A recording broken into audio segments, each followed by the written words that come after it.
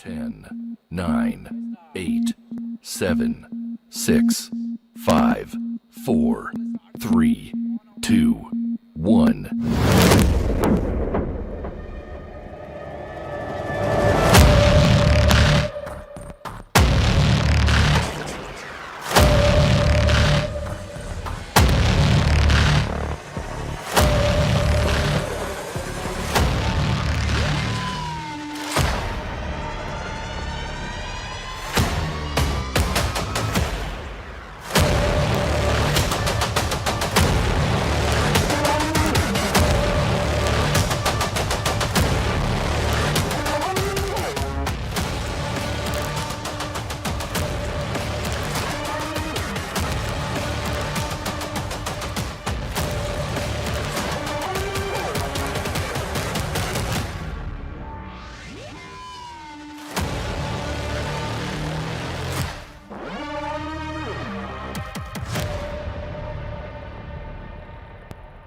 Oh my God, it's getting wild in here, and let's take it a little more higher.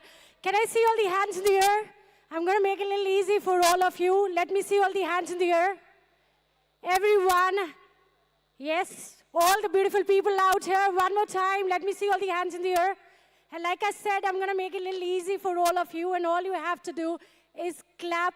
So 3, 2, 1, clap. So the moment I say clap, all of you are going to clap. 3, 2, 1, clap. 3, 2, 1, clap. 3, 2, 1, clap. Wow. So here we go.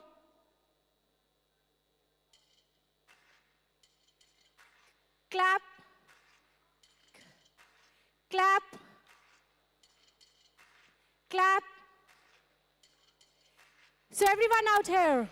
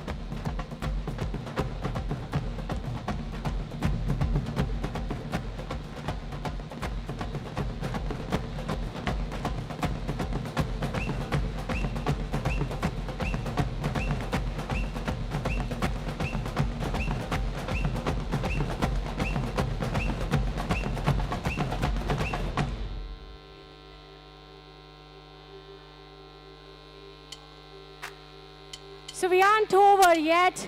Clap it out, everyone out here. Clap. So let me see the energy in the hall, sitting people out here. Let me see all the hands in the air. Clap.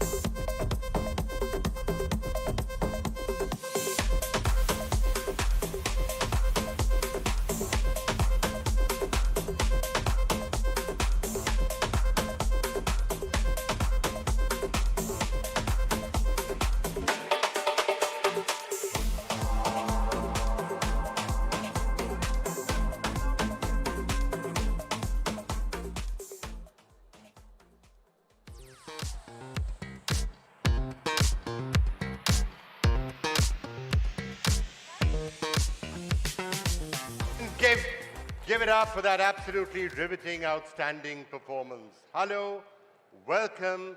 Thank you all so much for being here. It gives me great pleasure in welcoming you all to Amazon Smbhav 2025. Hello, namaskar. My name is Vikram Chandra, and it's great to have all of you here with me. Big audience here. Thank you all for being here. All of you watching from your homes. Thank you for joining us on the live stream. Do remember, all the events that we are having, everything that we are doing through the day is all going to be available for you on your screens at home. Now, today marks the 6th edition of Smbhav, the 3rd time that I'm hosting it. And every year, Smbhav has become bigger. It's become grander. It's become more wonderful. The dreams, the scale of the ambition that we are seeing out here always has got better and better and bigger and bigger. And the theme that we are talking about today, Viksit India Ki Taiyari. What does that mean? Be ready.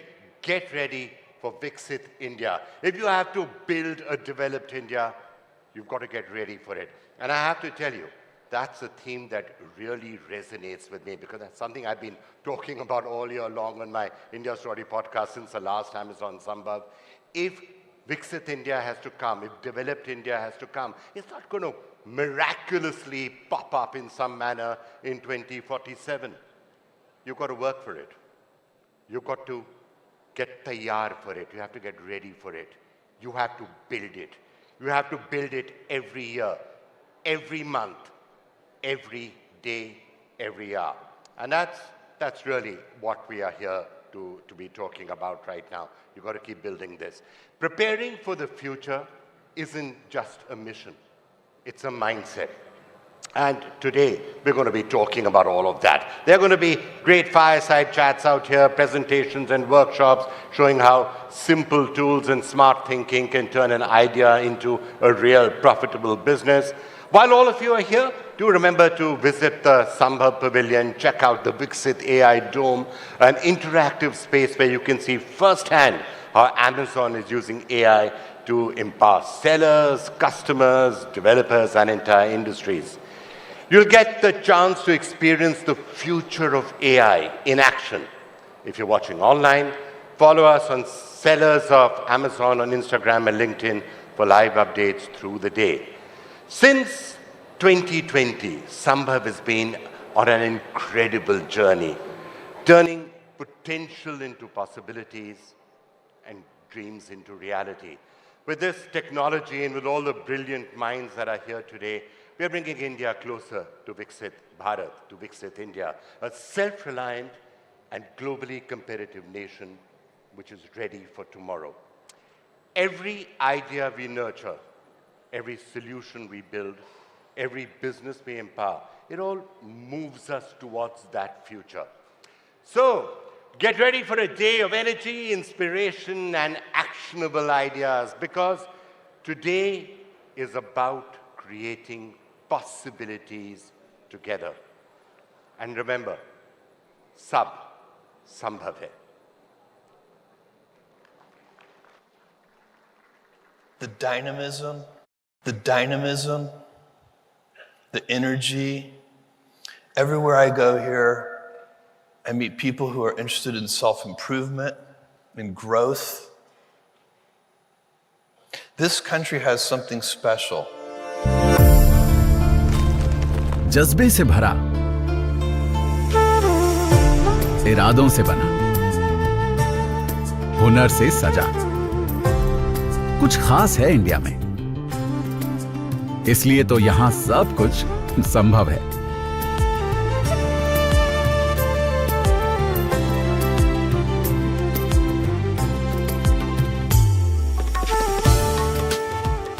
Zero sales से 15 lakh per month संभव है। एक नए cosmetic brand का 300% growth संभव है। 3 साल में 15 लाख से 1 करोड़ 50 लाख तक नए ब्रांड को ले जाना संभव है। बनारस के बुनकर के हाथों की करामात दुनिया भर में पहुंचाना संभव है।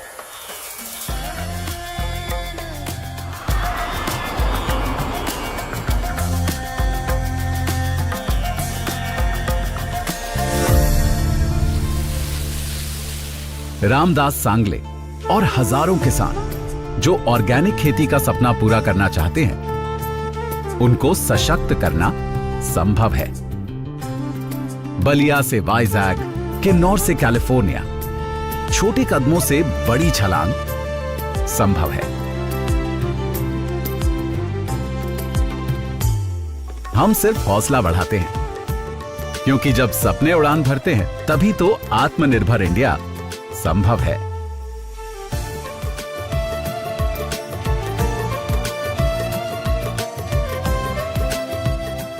करोड़ों किसान, कारीगर, सहेलियां, एंटरप्रेन्योर्स और कस्टमर्स आज हमसे जुड़े हैं और कर रहे हैं विकसित इंडिया की तैयारी।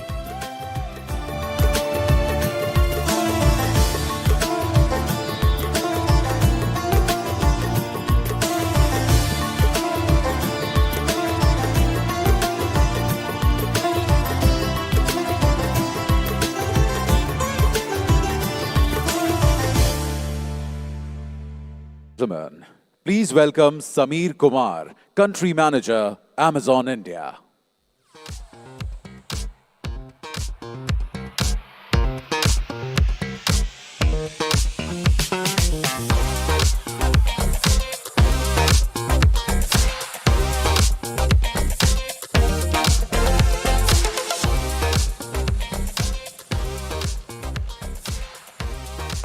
Namaste and good morning, everyone. It's wonderful to be here at the 6th edition of Amazon Smbhav. Among entrepreneurs, creators, builders, the people who power India's future. Many of you know my love for cricket. So let me begin with a moment that moved the entire nation. Just a few weeks ago, India watched with pride as our women's cricket team lifted the World Cup. Their grit, their composure, and belief didn't just win a trophy, they brought the country together. Today we are honored to have champions Harmanpreet Kaur and Smriti Mandhana with us. Their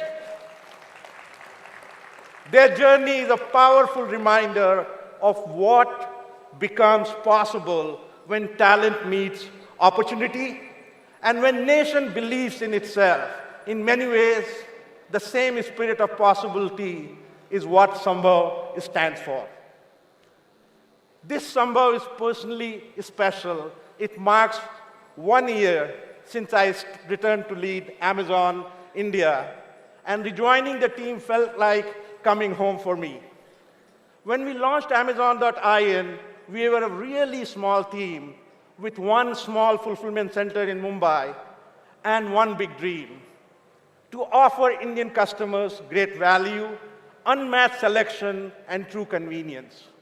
From day one, our mission was clear: to digitize and empower small sellers, to bring artisans, entrepreneurs, and Kirana stores online, and to connect with them with customers across India and the world.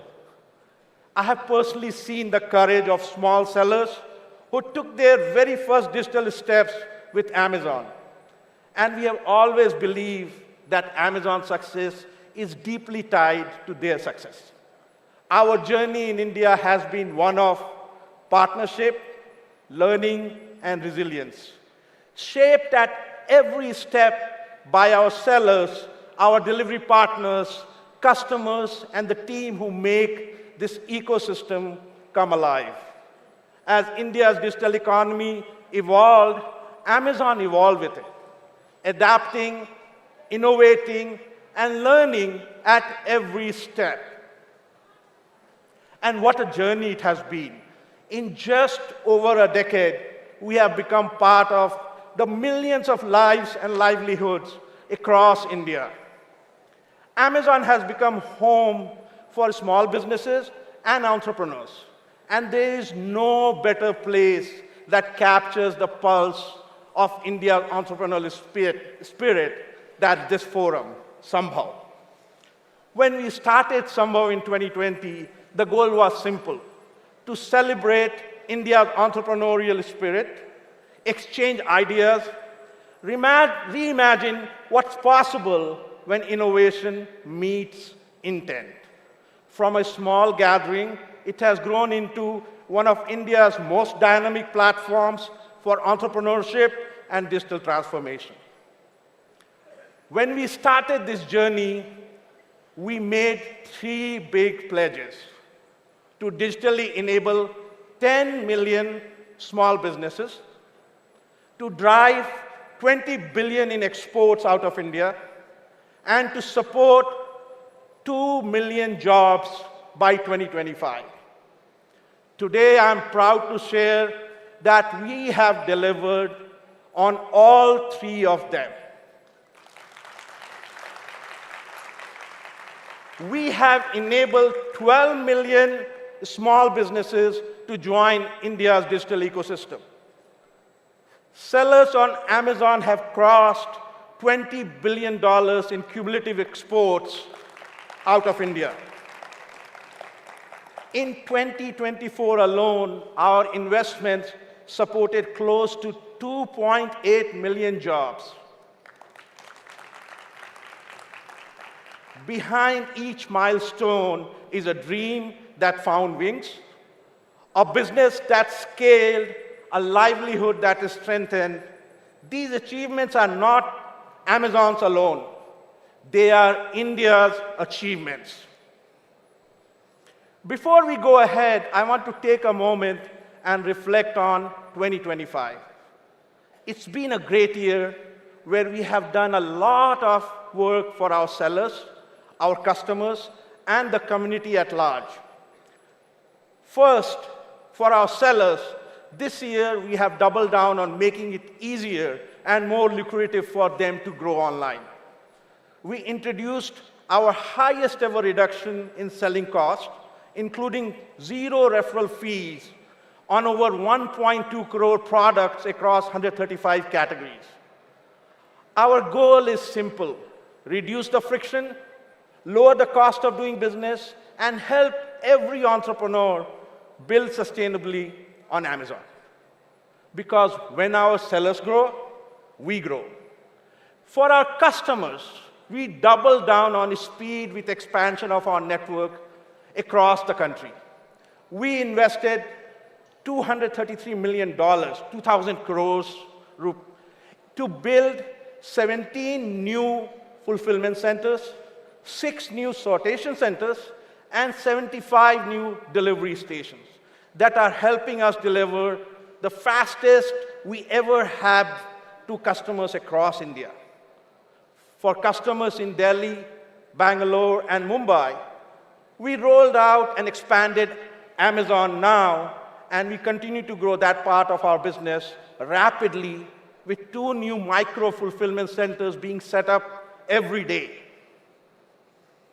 I want to take a moment to talk about something that's very close to my heart, our Amazon Future Engineer program. Since its launch in 2021, AFE has trained over 3 million government school students and 20,000 teachers across 272 districts in 8 states of India. Our first graduating class achieved an 80% placement rate with young women from government schools now working at Fortune 500 companies, including Amazon. These are not just numbers. These are not just numbers, they are stories of confidence, mobility, and opportunity. The theme of this year's Smbhav, Viksit India Ki Tayari, reflects the spirit of progress we are building towards. As we look ahead, technologies like artificial intelligence will define the next wave of opportunities. For companies like Amazon and for millions of small businesses and customers across India, sellers are using AI for listing creations, catalog enrichment, and deep business insights. You'll hear a lot more on this during the day. Customers are discovering products in a smart, more intuitive ways. Our own teams are using AI to make their work easier, faster, and more efficient. Our goal is simple: to democratize advanced technologies like AI and machine learning so they become tools for every entrepreneur, not just a few. We are looking at a fantastic moment for our country. India is projected to become world's third largest economy by 2030, a reflection of our collective ambition and energy. Government initiatives like Digital India, Atmanirbhar Bharat, and Make in India have created a foundation that is globally competitive and locally empowering.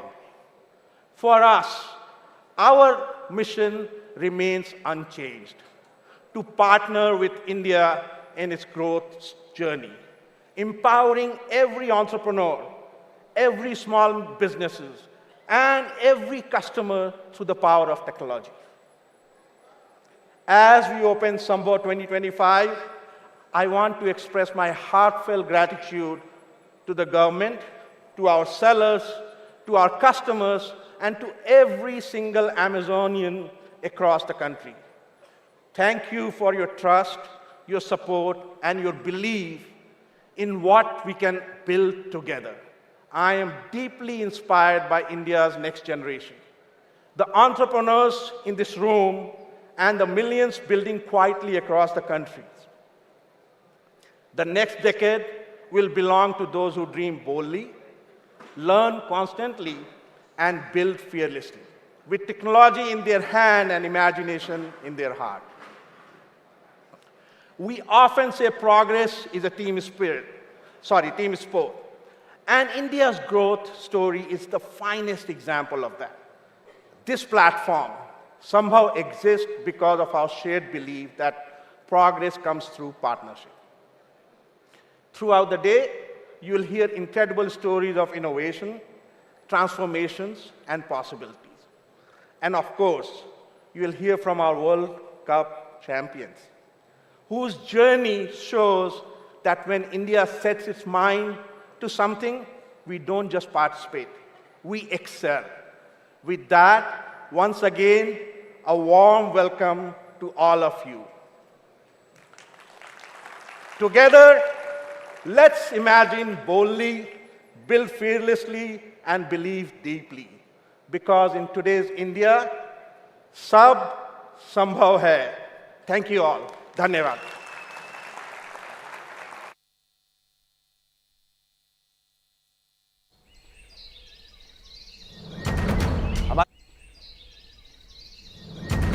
हमारे देश के लोगों में जज्बा बेमिसाल है और अब इस जज्बे को एआई का साथ मिल रहा है। अब हम वो ताकत बनने को तैयार हैं जो सिर्फ आसमान छुएगी नहीं, उसे भेद देगी। हम नई मिसालें बनाने को तैयार हो रहे हैं। हम विकसित इंडिया के लिए तैयार हो रहे हैं। टेक्नोलॉजी के दम पे, एआई की रिदम पे उड़ान भर रहा है ये देश हर कदम पे। रफ्तार है गजब की और खूबियां है सारी, अब विकसित इंडिया बनने की है तैयारी।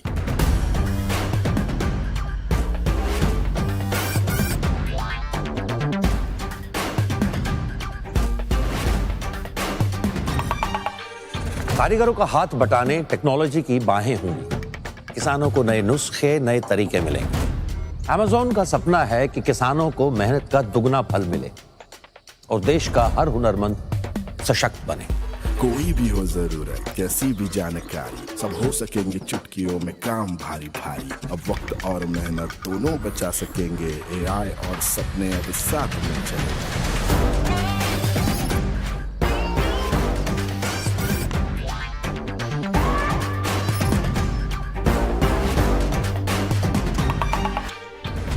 हमारी नई पीढ़ी के एंटरप्रेन्योर्स बड़े सपने देखते हैं और इन सपनों को पूरा करने में इनका साथी बना है अमेज़न। बेहतर जानकारी, बेहतर सुझाव और बेहतरीन प्लानिंग अब मुमकिन है। अब एआई इनसे कदम मिलाकर चल रहा है। मुश्किलों से लड़ने का जिनमें है जज्बा, अब हाथों में उनके औजार है गजब का। सुझाव चाहिए हो या प्लान हो बनाना, एक प्रॉम्प्ट दे सकेगा आइडियाज का खजाना। पेचीदगी हो कितनी सब में मदद करेगा, एआई इस सफर में अब हम सफर बनेगा।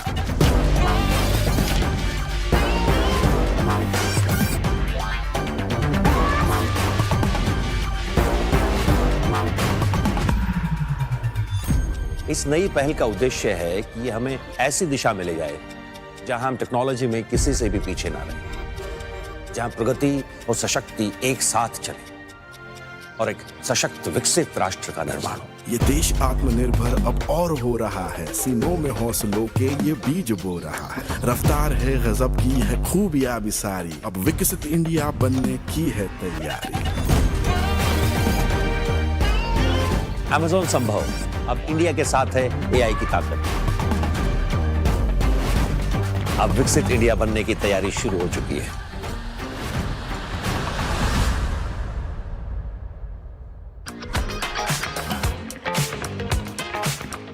Well, that was a really interesting take on the sheer force of human ingenuity enabled by the possibilities of AI. And AI is, really continuing to transform and become more and more stronger with every passing day. Now, looking ahead to India's next chapter of digital growth, it's more important than ever before to understand the opportunities with AI and the shared foundation that Amazon is building, and also what India is doing in all of these areas. Our next conversation brings together two leaders at the crossroads of global vision and India's accelerating momentum. Please do welcome Amit Agarwal, Senior VP Emerging Markets, Amazon, a familiar face at Smbhav, who's of course been instrumental in shaping Amazon's long-term vision for India. Joining him, once again, great pleasure to have Russell Grandinetti, Senior Vice President, International Stores, Amazon, bringing his global perspective from some of Amazon's most diverse markets. Amit, Russell, welcome back.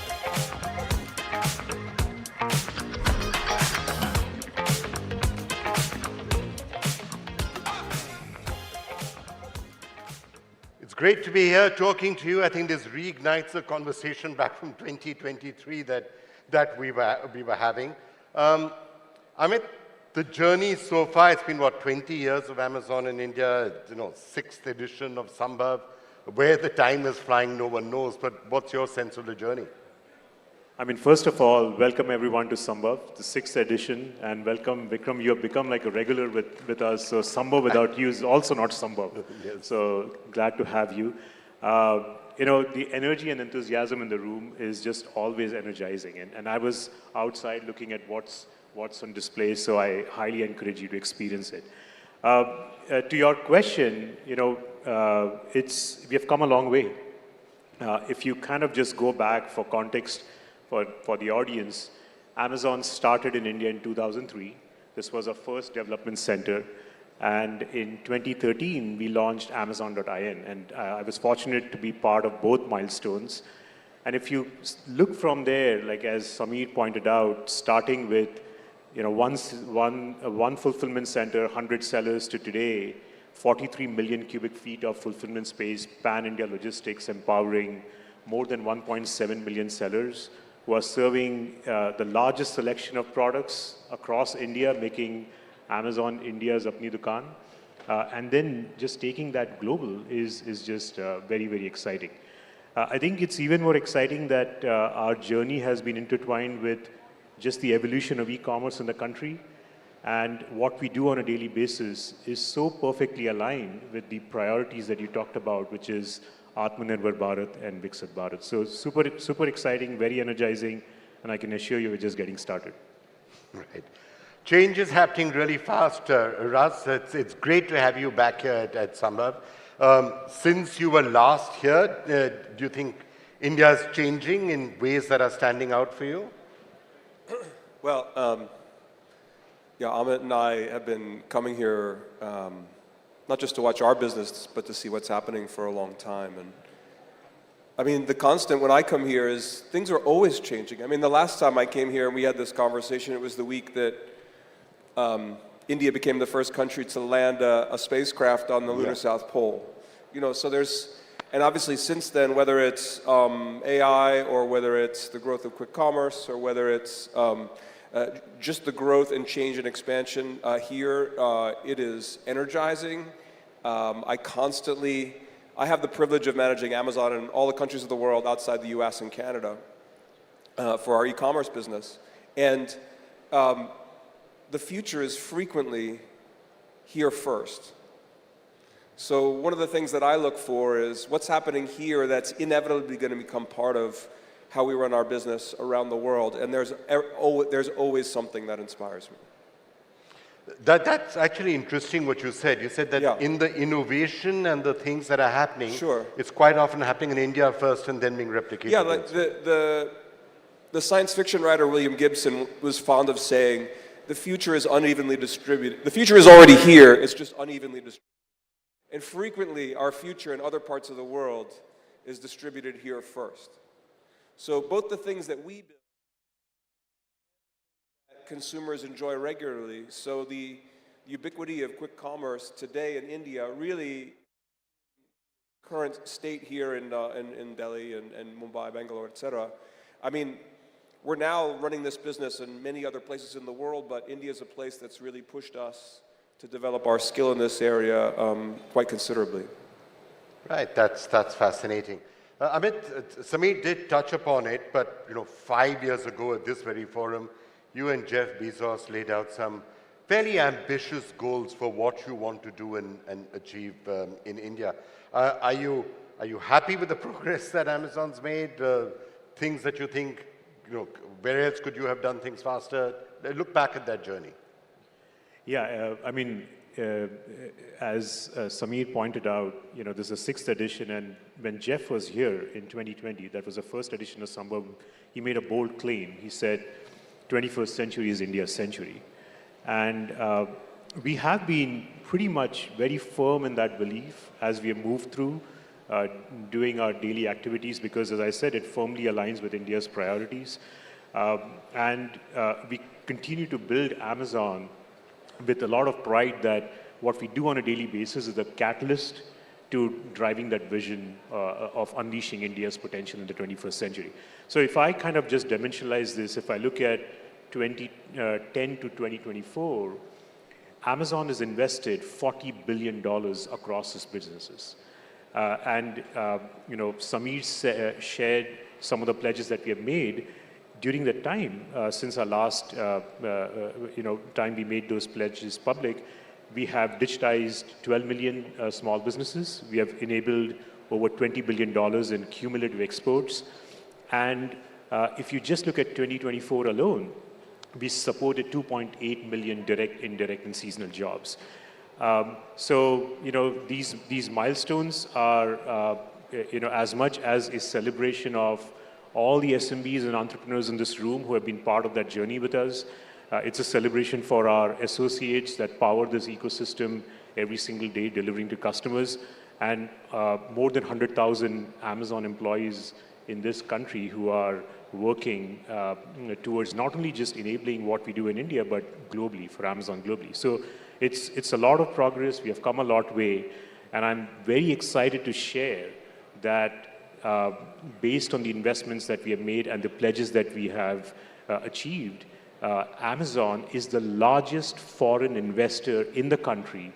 Amazon is the largest, it's the largest creator of exports in the country, and it is one of the largest creator of jobs in the country.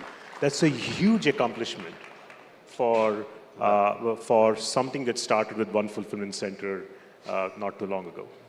Well, so this is then having met all of those targets, it's the perfect time to try and ask you for the window ahead, fresh targets that you might be thinking of. I mean, if India is accelerating and the investment is accelerating, I'm sure you've got some fairly ambitious targets in the roadmap in the years that lie ahead. Yeah, I think at the very base of it, just India continues to be Amazon's one of the largest long-term opportunities. I mean, we have just gotten started. There is so much opportunity ahead as India becomes Viksit. So when I look forward 5 years, I would just caution that I'm guaranteed to be wrong. And it's likely to be a much bigger impact than what I can even dream of today. But we estimate that we are going to invest over $35 billion incrementally across our businesses. And when I look at the 3 pillars that we set for ourselves as a part of the Smbhav platform, we would continue to measure our progress along those 3 pillars, which happen to be digitization, job creation, and exports. So when I look at kind of what's next for us over the next 5 years, we anticipate that the momentum that we have with exports right now, and through other programs that the team is introducing, including Accelerate Exports, we estimate that we would create a cumulative $80 billion of exports by 2030. $80 billion of $80 billion of cumulative exports by 2030. When we look at job creation, so let me just give you an idea of 2024 itself. What happens is each time you open up a fulfillment center or a logistics space, a delivery station, you create thousands, hundreds and thousands of jobs around it. In directly, indirectly, seasonal jobs in the industries that support that. So just in 2024, we opened up 17 new fulfillment centers, 6 sortation centers, and 75 delivery stations. So when we look at our business over the next 5 years as we continue serving India, we anticipate that by 2030, we would be supporting 3.8 million new jobs, both direct, indirect, and seasonal jobs. That is an incremental 1 million jobs by 2030. And then finally, you know, as a theme of today's event, Viksit Bharat Ki Tayari, with AI very prominently highlighted there, it's probably the largest disruption that all of us are part of.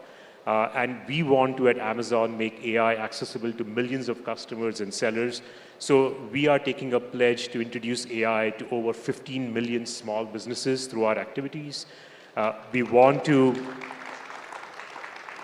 improve our experience to have hundreds of millions of Indians experience AI. And then finally, we are so proud of our CSR efforts through Amazon Future Engineer and just focus on education that we want to bring AI to 4 million government school children and invest in AI literacy. So overall, you know, very excited about what's to come in the next 5 years.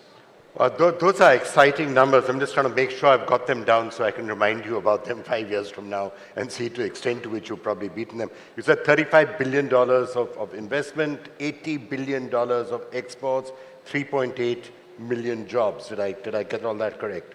That's correct.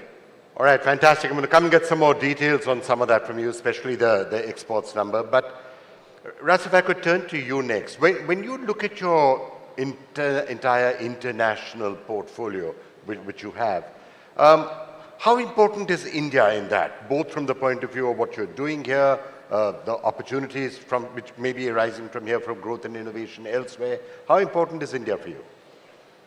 Well, it's extremely important on many levels. We've been saying this, of course, for a long time, but look, the numbers that Amit just cited imply, as you would expect, that India is already, and we expect will continue to be, one of the largest marketplaces we operate in the world. So just on its own, the size, mass, growth potential of our business in India makes it extremely important to us.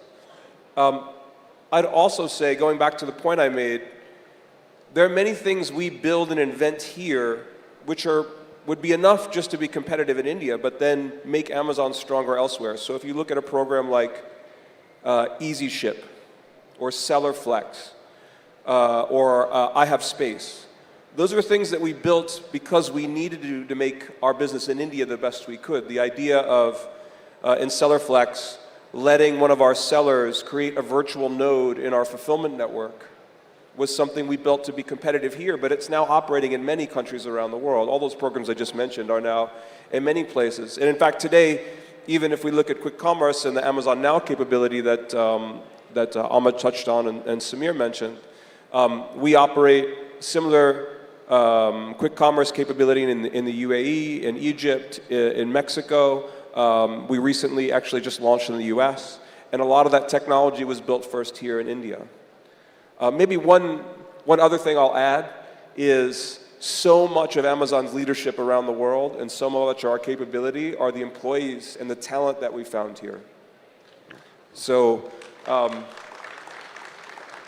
mean, I know Samir said how excited he was to come back to India, but he was doing great things for Amazon other places for a long time, and there are so much of our team here that's had a huge impact on our company globally. So the business that we're building, the capabilities that we have to build to compete here that make Amazon stronger around the world, and the talent that we find here just make it, you know, such an incredibly important part of our business. Right, that's good to hear. Let me just shift the focus a little bit to AI, you know, which is obviously becoming a more and more important part of the conversation of everything that's happening.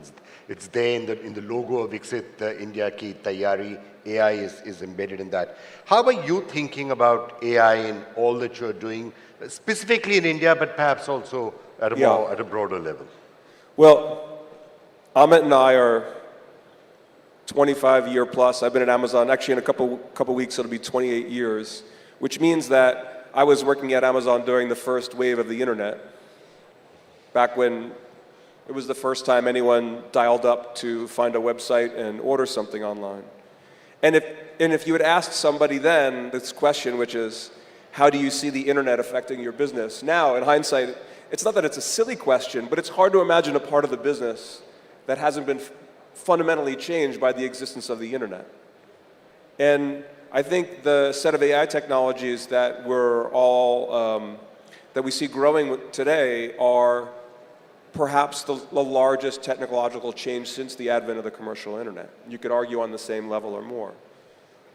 So there isn't any part of the business that we don't see already changing, and certainly this change will compound in the future. So on the seller side today, we have things like Seller Assistant, which allow a seller to ask simple, straightforward questions about what capabilities we have that can power their business. And they'll be tailored to who they are, what product they make, where they want to sell, what their goals are as a business.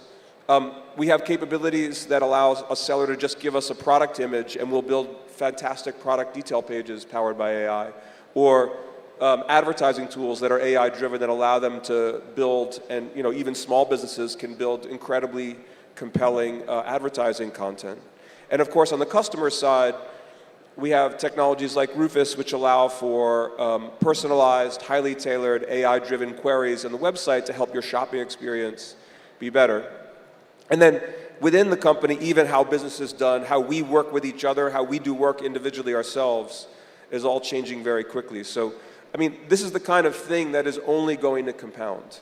The methods that I see our teams using today are totally different than a year ago. So projecting into the future is difficult, but there's no question it's transforming our business and then the business we do with customers and sellers. Right, sounds really exciting.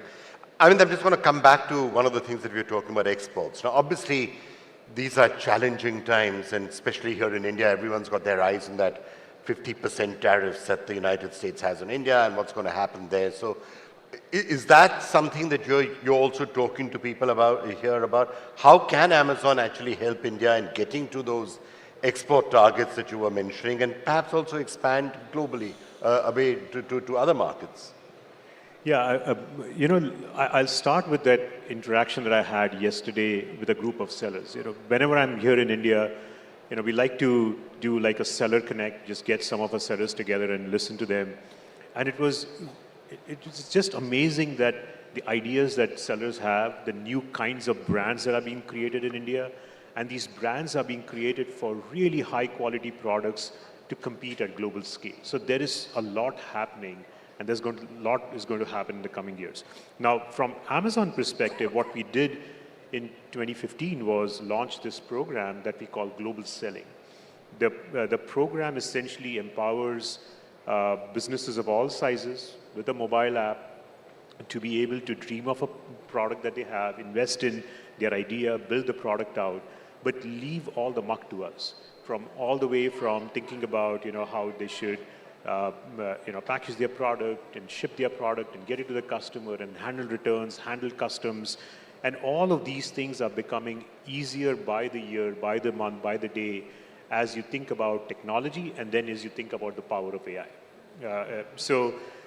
You have sellers from India that are creating new brands, that are prominent brands that even on Black Friday sale, you would find a lot of the brands, successful brands in toys and healthcare and organic food and Ayurveda and many such categories that are out of India and successful.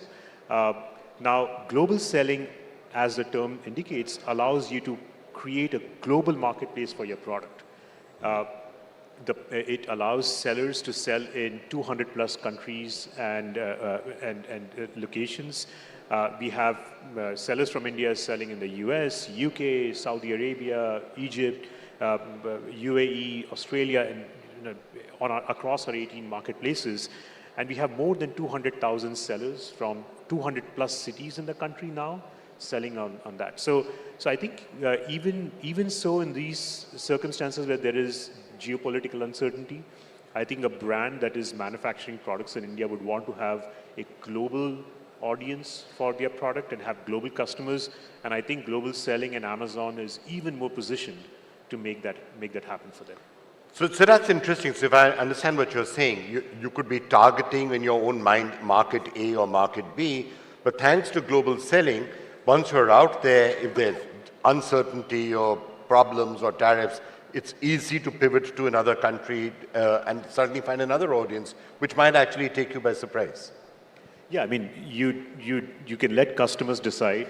All you have to think about is building a great product that can compete at global scale.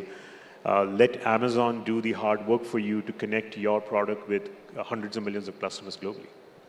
Right, that's interesting. Now, I do want to come back to something that you did speak about, which is quick commerce, because obviously that's been a sudden major disruption which has taken many people by surprise at the scale and the extent of what's happening and how you're suddenly getting deliveries in 10 minutes or 15 minutes. Talk to us about that. How has that shaped Amazon's thinking about e-commerce globally, and how is India contributing to the evolution? You referred to it, but if you could share more details. Yeah, sure.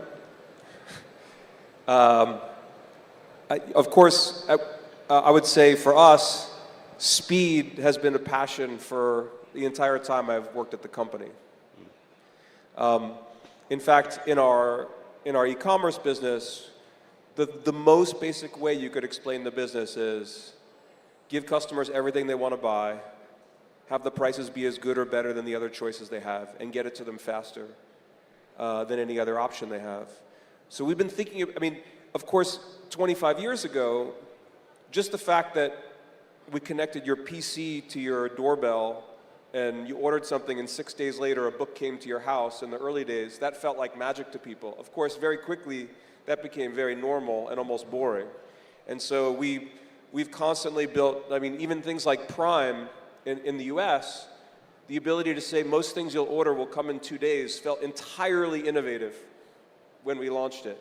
And of course, time marches on and that becomes normal, and then we move to 1 day and then we move faster. So, it's fantastic to build your business around a principle that's never going away. Customers are never going to want things more slowly. And so it's very inspiring. And of course, there have been lots of waves of very fast commerce, but the scale and and many parts of how it's being executed in India today are very inspiring. And I actually had the privilege of touring some of our facilities here on Monday, and what our teams here have built, the capabilities they've built in a short period of time. Samir mentioned we're opening two micro-fulfillment centers a day now. And so the business has scaled very quickly, and we expect it will again next year. I think for us, the ability to have an expanded selection, some of which comes to you ultra fast, and an order of magnitude or more that come to you maybe a little bit more slowly, but to be able to go to one place and find anything you're looking for is very powerful. It's powerful for the customer, and it's very powerful for us as a business. So we're very excited about this innovation, and we are very optimistic about our ability to grow and compete. Right. Well, as we bring this session to a close, let me get final comments from both of you. Ras, if I could just start with you. The basic theme is about how India moves towards becoming a truly global economy, a developed country by 2047. It's an exciting journey that actually happens. What's the role that you see Amazon playing in that journey? Well, you know, we saw the clip of Jeff, and I mean, I think he was at this conference in 2020, and he said the 21st century, as Amit quoted, will be India's. And 5 years later, to look at what's happened, it's hard to imagine him being wrong about that bet. It is just a matter of a couple of years before this is the third largest economy in the world. The rate of change and innovation makes one very, very optimistic. I mean, of course, we're a business. We're making the investments we're making because we see the opportunity. So, you know, the single best way we can express our confidence in making the path that India is on to become Viksit are the actions we're taking as a business, and our optimism is very large, very, very large. We're really looking forward to seeing this business continue to grow at an incredible pace over the next 5 years. Right, Amit, last words from you. India's rise towards Viksit India, you know, any advice that you have both for the role that Amazon can play in this and also advice for entrepreneurs? How can they take advantage of the changes that are hopefully around the corner? I mean, as far as just the Amazon businesses in India go, you know, we are very fortunate to be running so many different businesses, each one of them that have a part to and a role to play in the vision of Viksit India. So when I look at our core e-commerce business we talked about, when we look at our entertainment business between Prime Video and MX Player, how we are entertaining every Indian in the country, when we look at our AWS business, how hundreds of thousands of developers and ideas are being brought to life because of the infrastructure that AWS is building. And as I said, across all of these businesses and more, we are investing $35 billion over the next 5 years. So we're very excited about that. And I think a big component of what Viksit Bharat is going to be are the people in this room, the entrepreneurs and the people who are imagining and dreaming about that future. So I guess, you know, everybody has their own approach that's going to work for them. I can just share the approach that has worked for us globally, and it's been very much centered around obsess with customers, invent on their behalf, and think long term. And as Russ said, you know, you kind of find those 2 or 3 things that disproportionately matter to customers.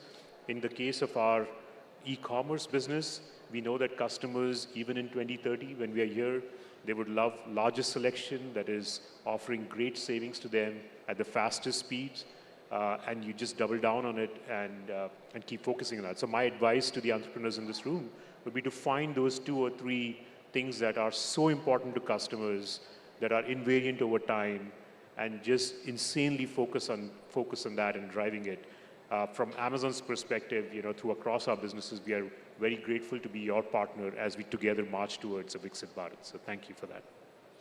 Thank you so much to both of you. I think we've all got lots of insights into what should be done, you know, as we drive towards Viksit India, and also some really interesting headlines on the targets above, and we will, of course, continue to monitor that and track that so closely. Thank you so much.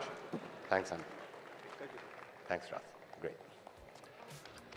All right, that was really, really interesting. Thank you both for being with us. Now, moving on to our next session, which explores the evolution of e-commerce, and also, as Russ himself was referring to, India's growing role as a global innovation hub, not just for what's happening in India, but also as a lesson to the rest of the world. From supply chain advances to last mile breakthroughs, Amazon's logistic network has been continuing to redefine speed, reliability, and customer experience at scale, and testing it out here. Let's just take a look. कारोबार हर किस्म का अब हो रहा है digital, सुविधाएं बढ़ रही है टेक्नोलॉजी से पल पल, बढ़ते हुए जहां में ये देश बढ़ रहा है, प्रगति का एक अद्भुत किस्सा ये गढ़ रहा है।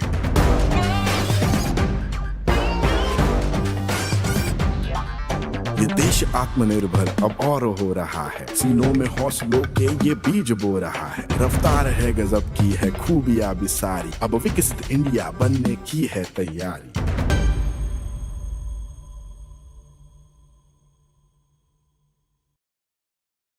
And to share how these innovations are shaping the future of digital commerce and retail in India and beyond, please welcome Abhinav Singh, VP India and Australia Operations, Amazon, and Udit Madan, Senior VP Worldwide Operations, Amazon.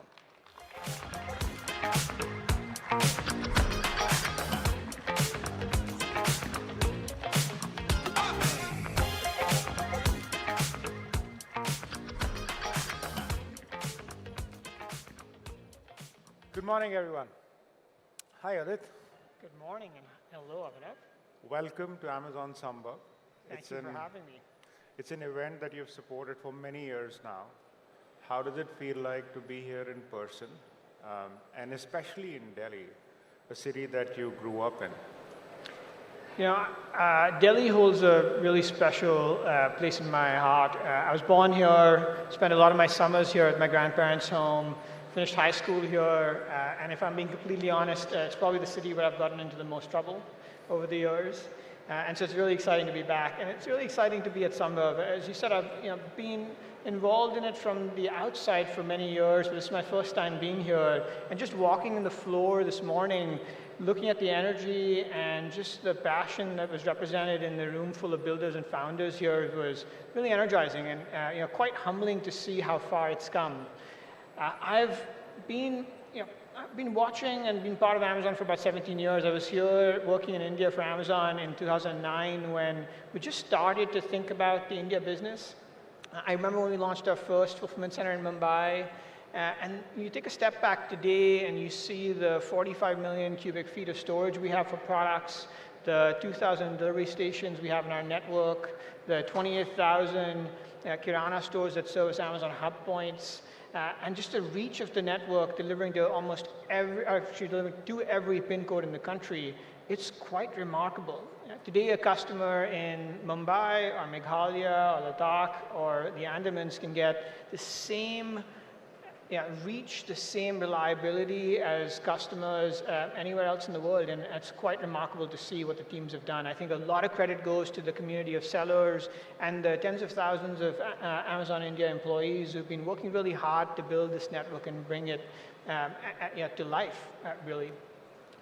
I'd also say that it's one thing to see the network, but also another to see the impact the network has had on the country. I think you heard Samir talk about the 2.8 million jobs that are supported by the Amazon ecosystem. And for somebody who's from here, it makes me extremely proud of being part of that. And as you heard from Amit, we're just getting started. And so the future holds far, far more progress than we've seen to date. No, thank you. Thank you so much, Udit. Somehow I find it hard to imagine you getting into trouble at all. But I could not agree more. Being part of that journey since the first fulfillment center in Mumbai, it's been a humbling, incredible, exciting journey in equal parts. If we zoom out for a moment, just momentarily, and we look at the global outlook and the global network, what are our priorities at Amazon from an investment perspective? And also, how consistent would you say our approach is around the world?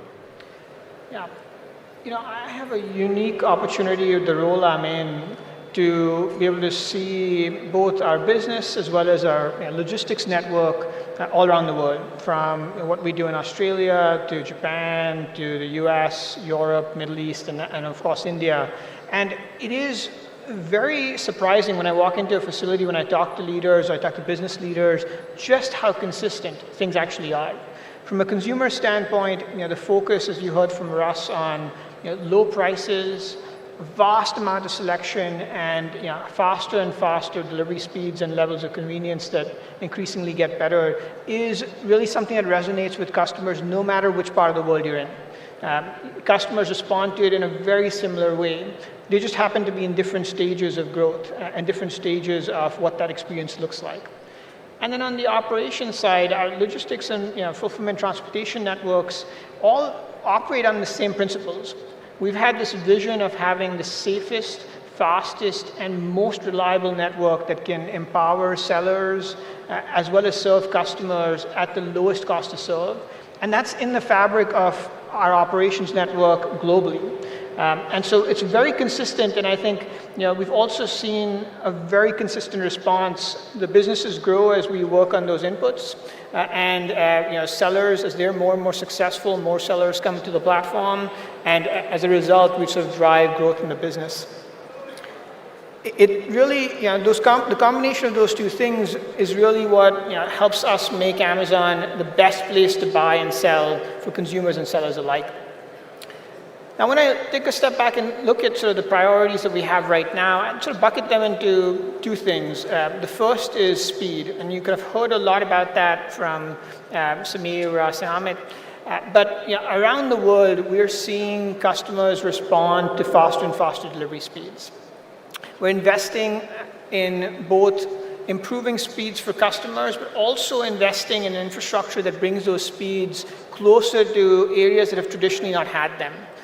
Whether that's rural communities or remote areas of the world, we're doing that in almost every country, whether it's rural Spain, rural parts of the United States, and even here in India. A lot of the investments we've made, the 17 fulfillment centers that we've opened just this year, the 75 delivery stations, those are all really aimed at improving speeds in areas that have not had access to that speed.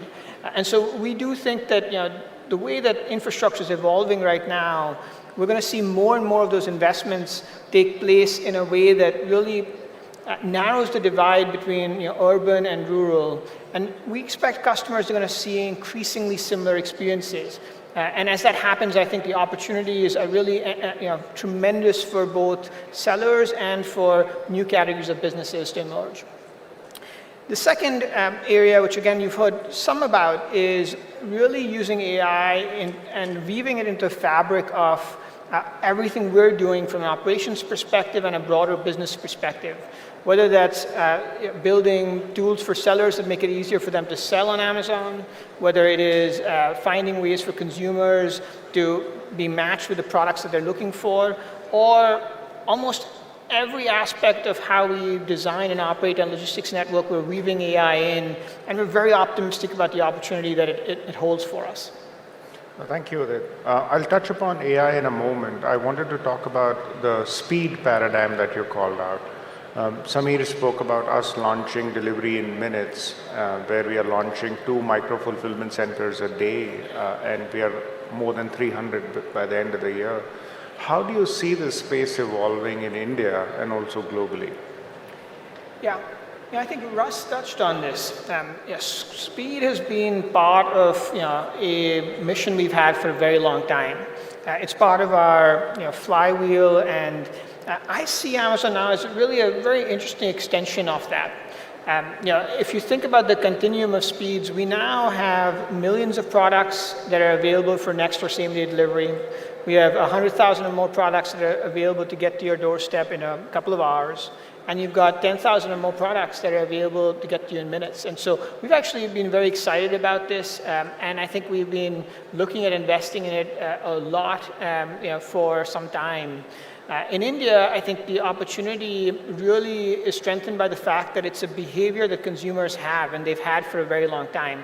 Getting something from your local store in a few minutes was always a behavior that sort of shaped how people shopped, and we are leaning into that very heavily. By the end of this year, we're going to have over 300 micro-fulfillment centers. These are really small, tech-enabled formats that hold about 10,000 products, from fresh and ambient groceries to personal care to core accessories, and will serve customers in between 0 and 10 minutes. This is live already in Bengaluru, parts of Mumbai and Delhi, and I think we're going to see that expand rapidly across the country.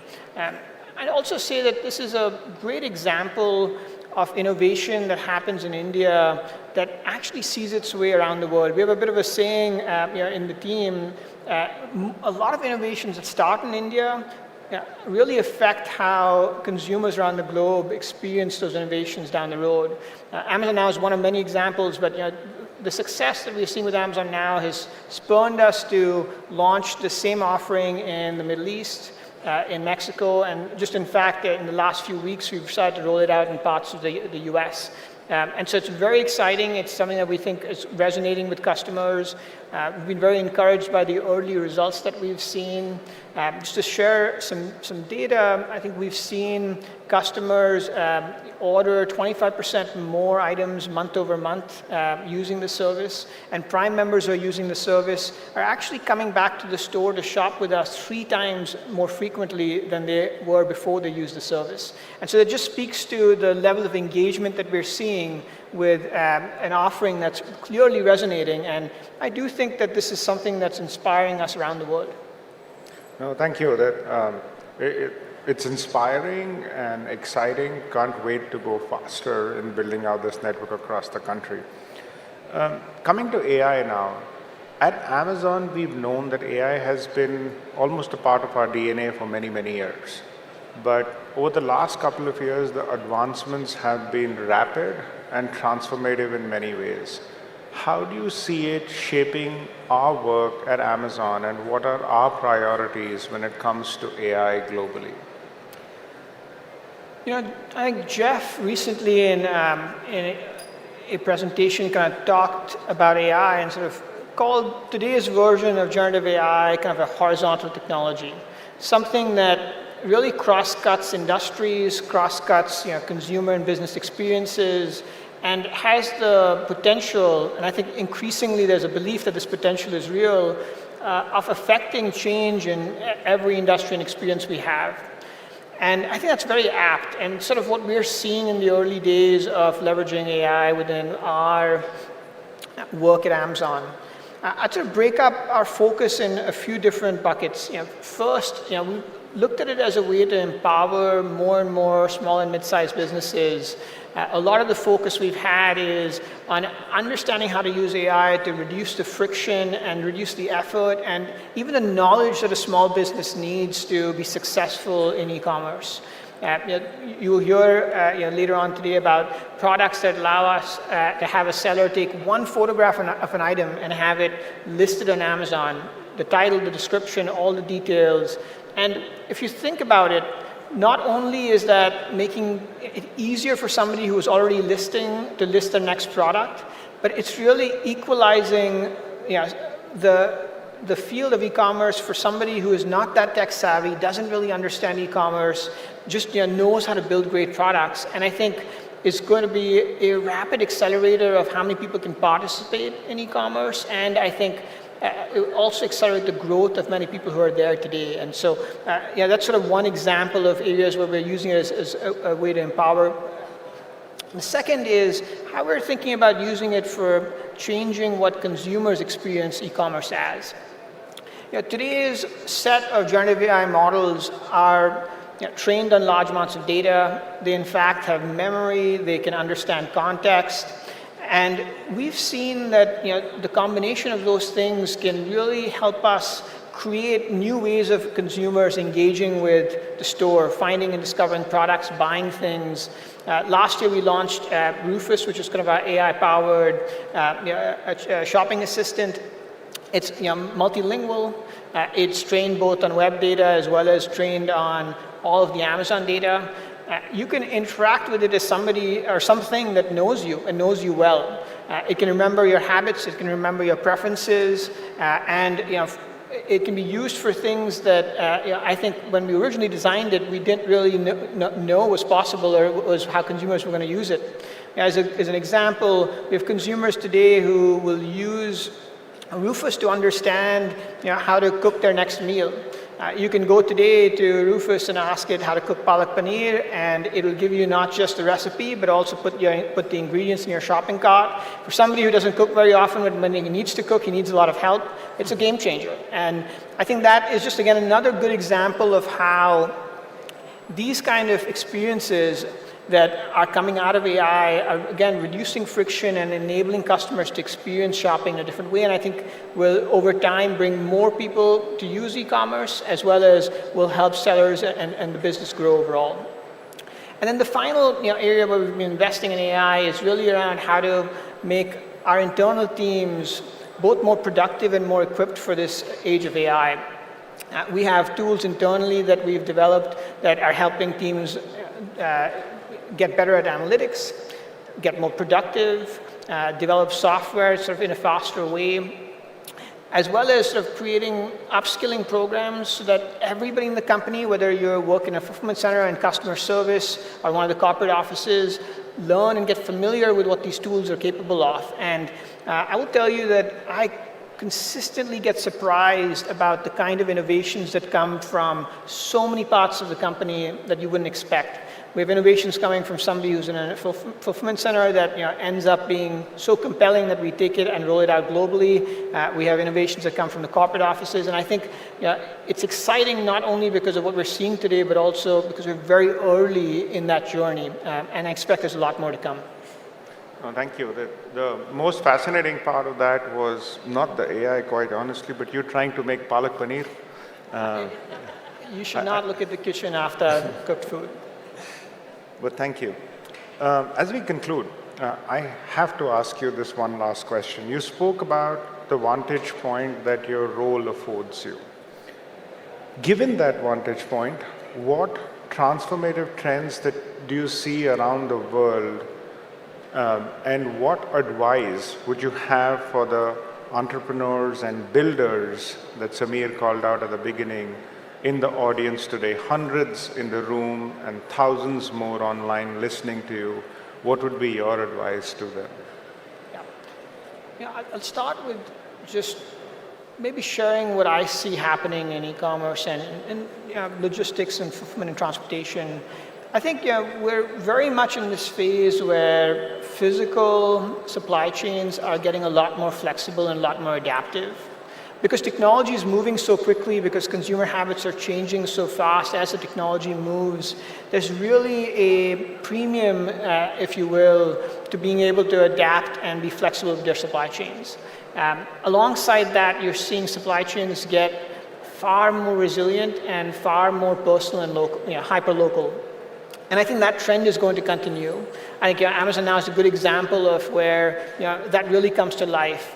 Hyper-local in the Amazon Now context might mean that you have two stores that might be a kilometer away from it or half a kilometer away from each other, have different selection because the customers that they serve are entirely different. And I think that trend is going to keep pushing the boundaries of what we've thought of as traditional supply chains and force us to both build the technology as well as the physical resilience to be that adaptable and that flexible. I also think, as I said earlier, that the infrastructure and the way that the infrastructure is getting built out is going to close this gap between metropolitan areas and urban and rural areas. And I think that trend, we're very much at the start of that. I think it's going to shape how demand organically grows as access, the kind of access that metropolitan areas have had traditionally, becomes available to people everywhere in the country. And then the second is, I think, or the third rather, is that I think there is, in this age of AI, where customers are increasingly using technology that's more personal, they're more depending on it for judgment or to make decisions or to create or invent. I think there's going to be a premium on trust. And I think companies that can offer both a personalized experience, but one that comes with the right privacy, the right controls, the right reliability, and not only help offer that, but also are trustworthy enough to correct things when they go wrong, are going to do incredibly well. And I think that trend in sort of consumers leaning in on trust as one of the deciding factors is also going to be something that we're going to continue to see. As far as advice goes, I have maybe three pieces of advice as I reflect on my career at Amazon over the last 17 years. The first, and it's one that you'll hear from most Amazonians, is to always keep the customer at the center of your decisions. Understanding what your customer needs, what their pain points are, is going to help you build far more durable solutions, products, experiences than if you don't. You will be able to find quick wins if you don't take that approach, but the best way to build long-term durable businesses, successful businesses, is to keep the customer at the center. The second is that you should always think about embracing failures and never run from them. especially in an environment right now where technology is forcing so much innovation. There is a lot of value in experimenting, and with experimentation is going to come moments where you're not going to get something right. Embracing it, learning from it, using it as a way to iterate is something that right now is exceptionally important, and I think entrepreneurs who embrace that are going to be far more successful than the ones who are either turned off or don't value that sort of learning from failure. And the last one, and this is one that one that I have always tried to build my career around, is to always stay curious and always be learning. You can just see what's happening with AI today. If you are not somebody who's curious, if you're not somebody who learns, I think it becomes very hard to keep up with the pace that technology is moving, and you miss a lot of the opportunities that you otherwise can go grab in how you think about your next product or your next business. And so I think always being curious, always being learning is something that I'd very much encourage this room of entrepreneurs and builders to do. No, thank you. I think staying curious, staying close to the customer, truly who we are and what we talk about every day at Amazon. Unsurprisingly. And thank you so much. It was a fascinating conversation as always. Thank you so much for your time, and thank you for being at Amazon Smbhav. Yep. Thank you very much. And again, it's very inspiring to see this room full of builders and what you guys have built together. Thank you, and keep it going.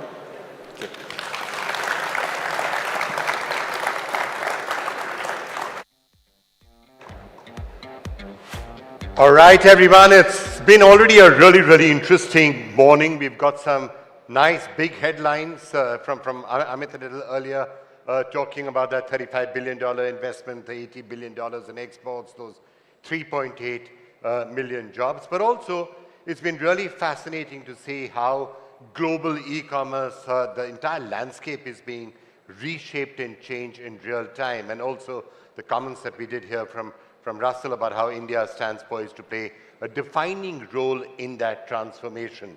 So from the new seller assistant to next gen, seller central, innovation is transforming how India sells online, and that's potentially going to go global as well. Let's just take a look at some of the changes.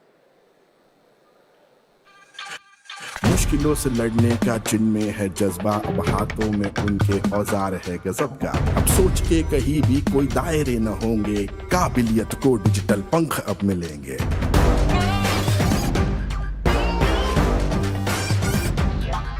ये देश आत्मनिर्भर अब और हो रहा है, सीनों में हौसलों के ये बीज बो रहा है। रफ्तार है गजब की है खूबियां भी सारी, अब विकसित इंडिया बनने की है तैयारी।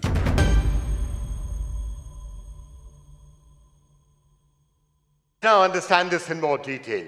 To share his vision, do put your hands together for Dharmesh Mehta, VP Worldwide Selling Partner Services, Amazon. Dharmesh.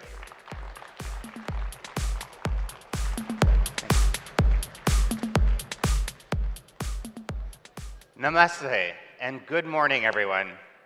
This is actually my first Smbhav being here in person, and it is truly special to be here with all of you.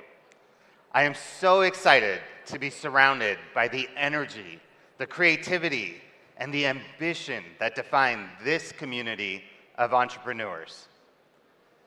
Today is about celebrating your milestones, hearing your stories, and sharing innovations that have been built directly from your feedback. Now, this year, Amazon celebrated 25 years of partnering with independent sellers, and 12 years since we launched in India. And 25 years ago, when we first welcomed independent sellers to sell in our store, we were pioneering a new retail model, one that would benefit both customers and entrepreneurs. And since then, millions of sellers have partnered with Amazon to build and scale your businesses, generating over $2.5 trillion in sales globally.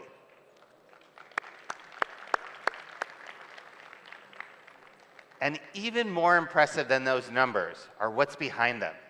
It's millions of dreams. It's families and communities that have been uplifted. And that is the magic of our partnership together. I've had the privilege of being part of this journey between sellers and Amazon, partnering with all of you, and it has been so rewarding. Even yesterday, when I met with some of your fellow entrepreneurs here in Delhi, one seller shared something truly remarkable. She told me that when she first started selling in an Amazon store 2.5 years ago, she would be super excited when they even got 1 unit sold per day. And now, their company has grown to over 300 times their initial size. It's awesome.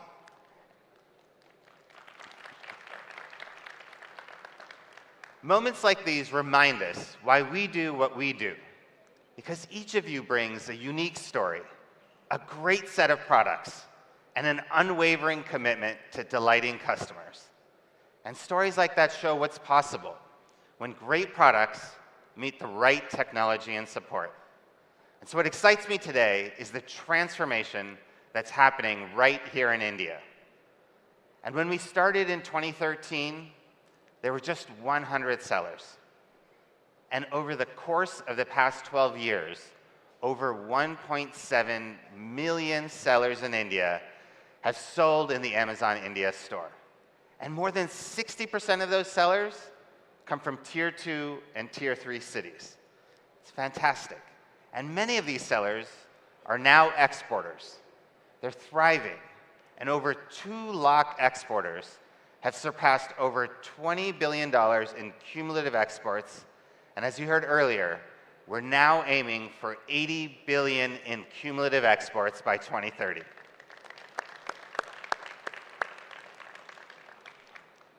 But beyond these numbers are human stories. It's the textile weaver from Ahmedabad who's scaling internationally, or the family business from Jaipur who's expanding into Europe, or a young entrepreneur in Mumbai who's using Amazon to launch her brand. This is a testament of the spirit and the drive of Indian entrepreneurs, and we're glad that we've been able to support you in your growth story. Through our Entrepreneurship for Enablement program, we're helping 30,000 women and youth across 3 different states build strong entrepreneurial and financial skills.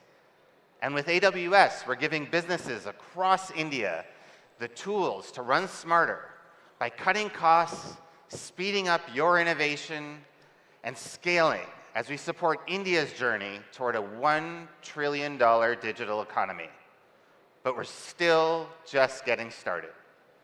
And our commitment to you is simple: bring the best of Amazon's global innovation to India, shaped for Indian entrepreneurs, built around your needs, and powered by your feedback.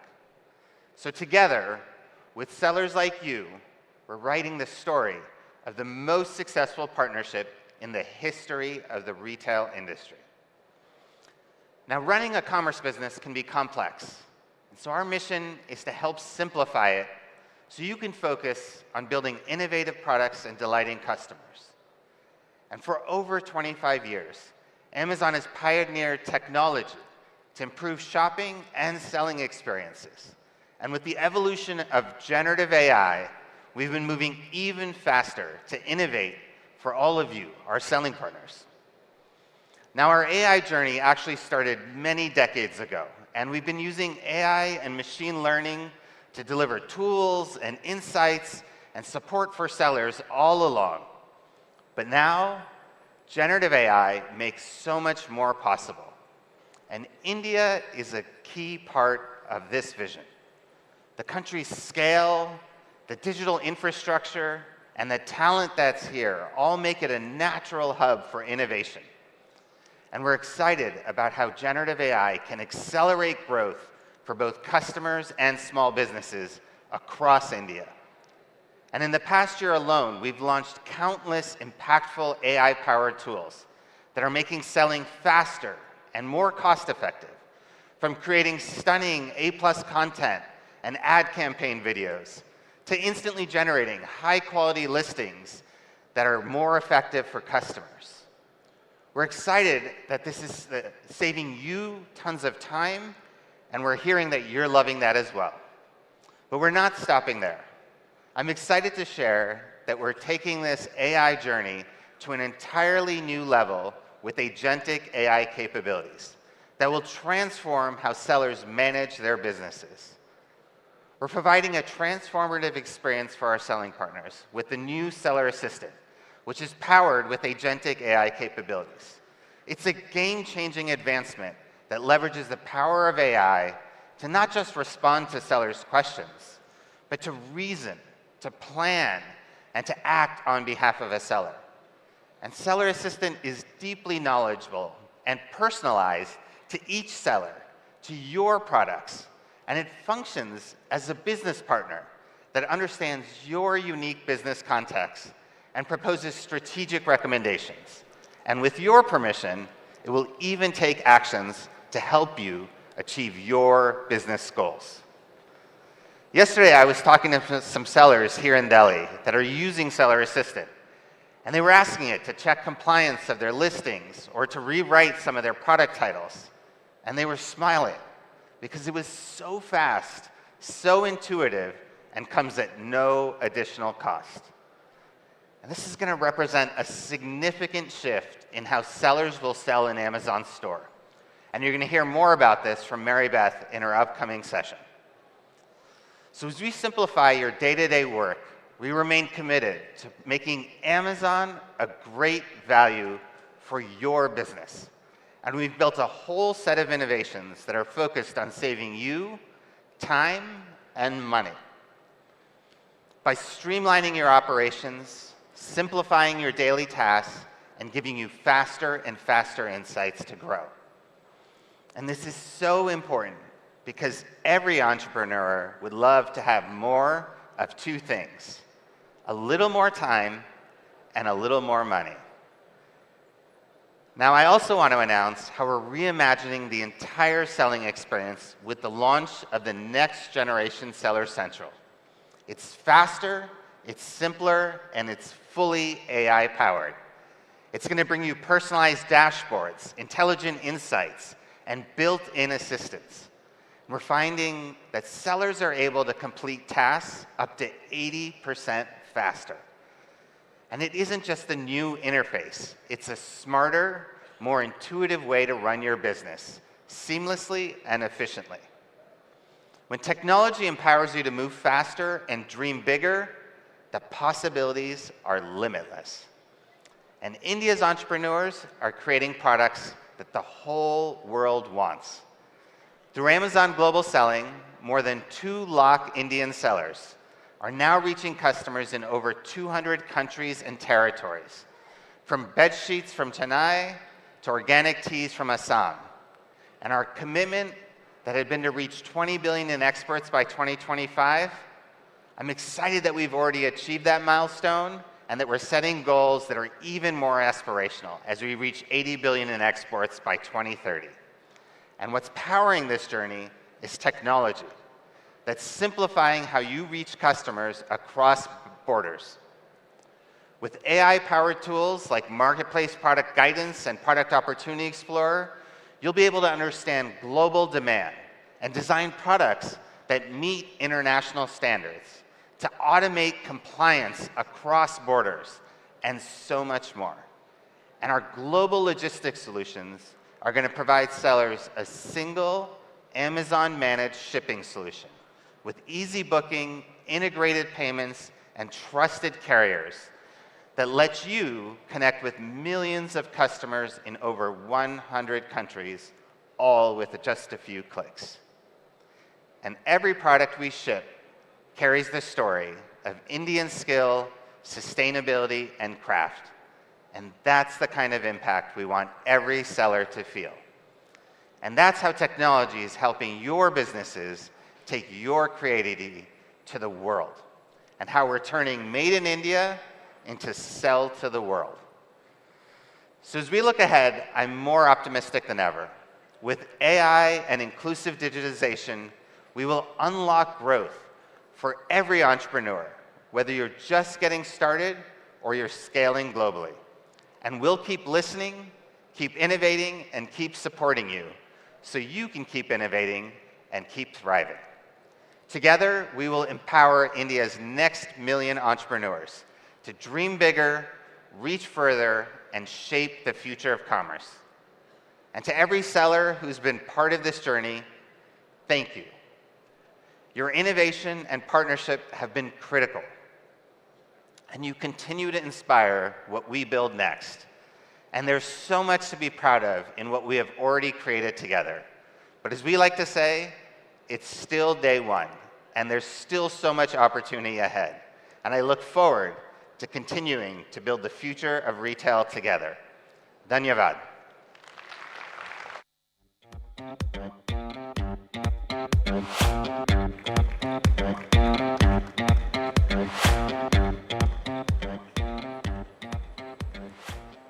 Thank you, Dharmesh. Couldn't agree more. The future of retail and the optimism of the opportunity ahead, really exciting. Today marks a significant milestone for us at Amazon in our journey in India. A partnership that bridges innovation, education, and the future of logistics and transportation.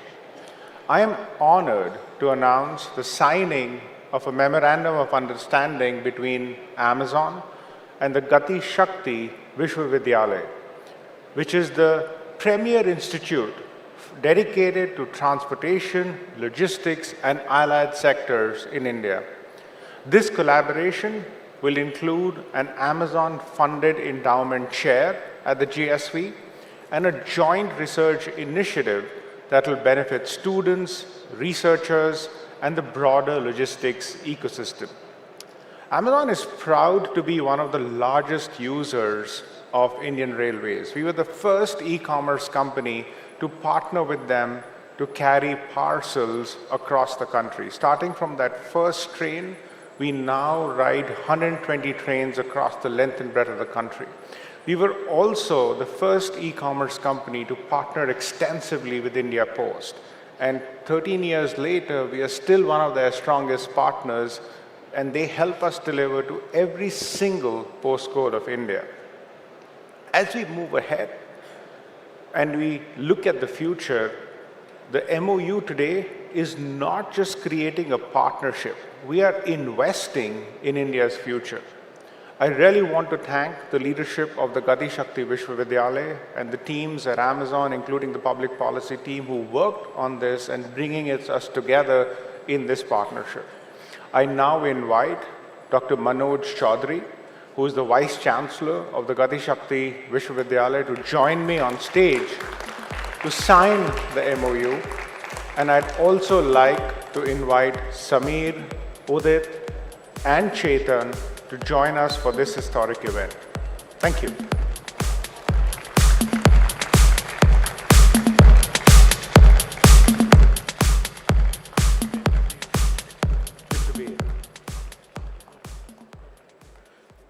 We will now commence the formal exchange of the Memorandum of Understanding between the two organizations.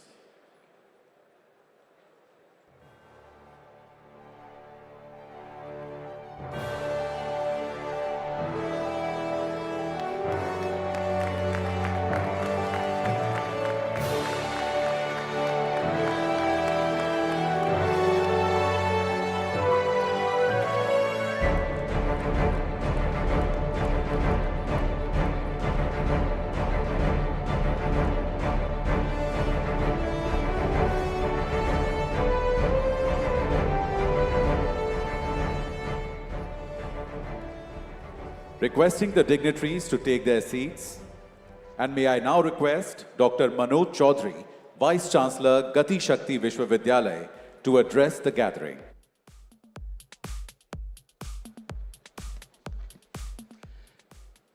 Good morning. Firstly, my congratulations to the entire Amazon family and all of you here for an excellent Amazon Smbhav 2025. We are thrilled to have this partnership between Amazon and Gati Shakti Vishwavidyalaya today. In India's journey to become a developed country, Viksit Bharat by 2047, the transportation infrastructure and logistics plays a very, very key and fundamental role. It is in this context that Parliament of India, through an act, created our university, Gati Shakti Vishwavidyalaya. This is India's only university in the entire transportation and logistics sector.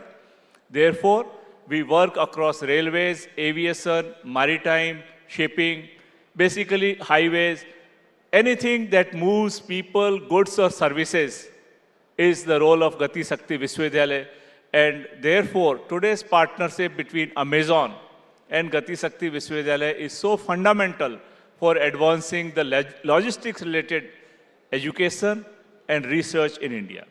Through today's partnership, Gati Shakti Vishwavidyalaya, while working with the e-commerce and logistics leader that Amazon is, through an Amazon-sponsored chair professorship, will advance the logistics education in India.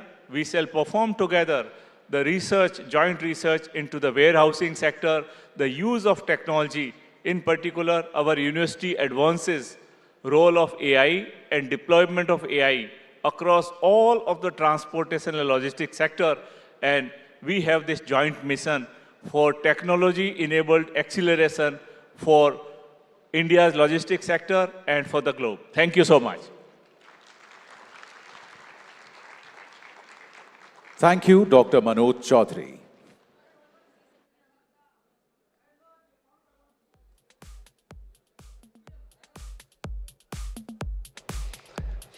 All right, ladies and gentlemen, let's start shifting the focus now towards AI, which of course is one of the major themes that we've been talking about for a while, and it's now really starting to become the major headline out here. Up next, a forward-looking conversation on how AI is powering India's next wave of growth, democratizing technology for SMBs, shaping supply chains, and also solving challenges at scale. I want to drag everyone's attention to the two letters that are at the heart of Viksit India's Tayyari or preparation, AI. It's there in the logo itself. And that really gives all entrepreneurs the confidence to say, yes, Smbhav hai. Let's take a look. इस देश की उड़ान में AI अब है साथी बन सकेगा इस देश की उड़ान में AI अब है साथी बन सकेगा अब नई मिसाल ये दुनिया की सब मेहनती हाथों में ये थमा सकेगा राह हर गांव हर शहर को मिल सकेगी नई ताकत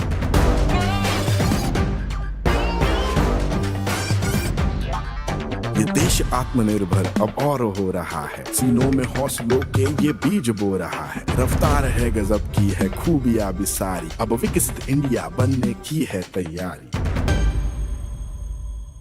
Building smarter systems, faster decision making, and more opportunities for Indian businesses. Please do welcome Abhijit Kamra, Director, Emerging Markets, Seller Experience and Smart Commerce at Amazon.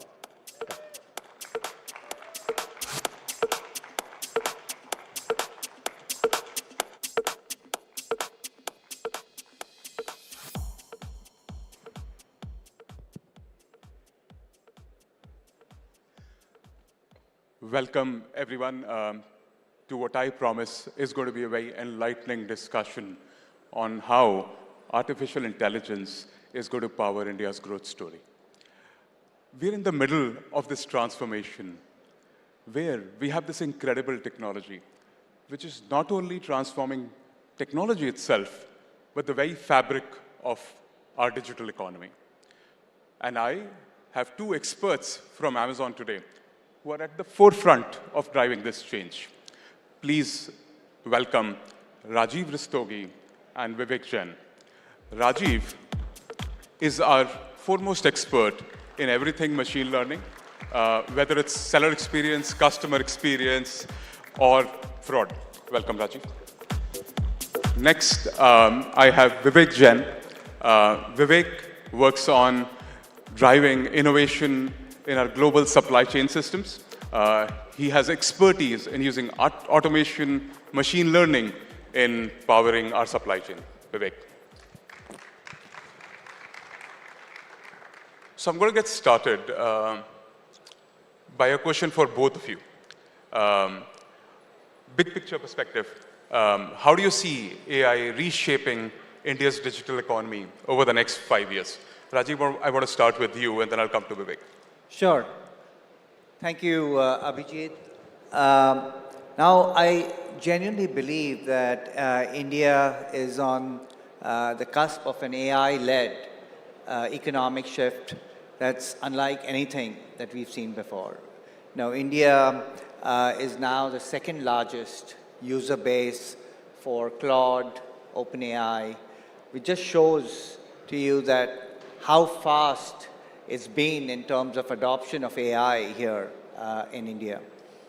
And at the same time, the government is backing Sarvam AI, which is a startup, to build the country's first homegrown sovereign large language model.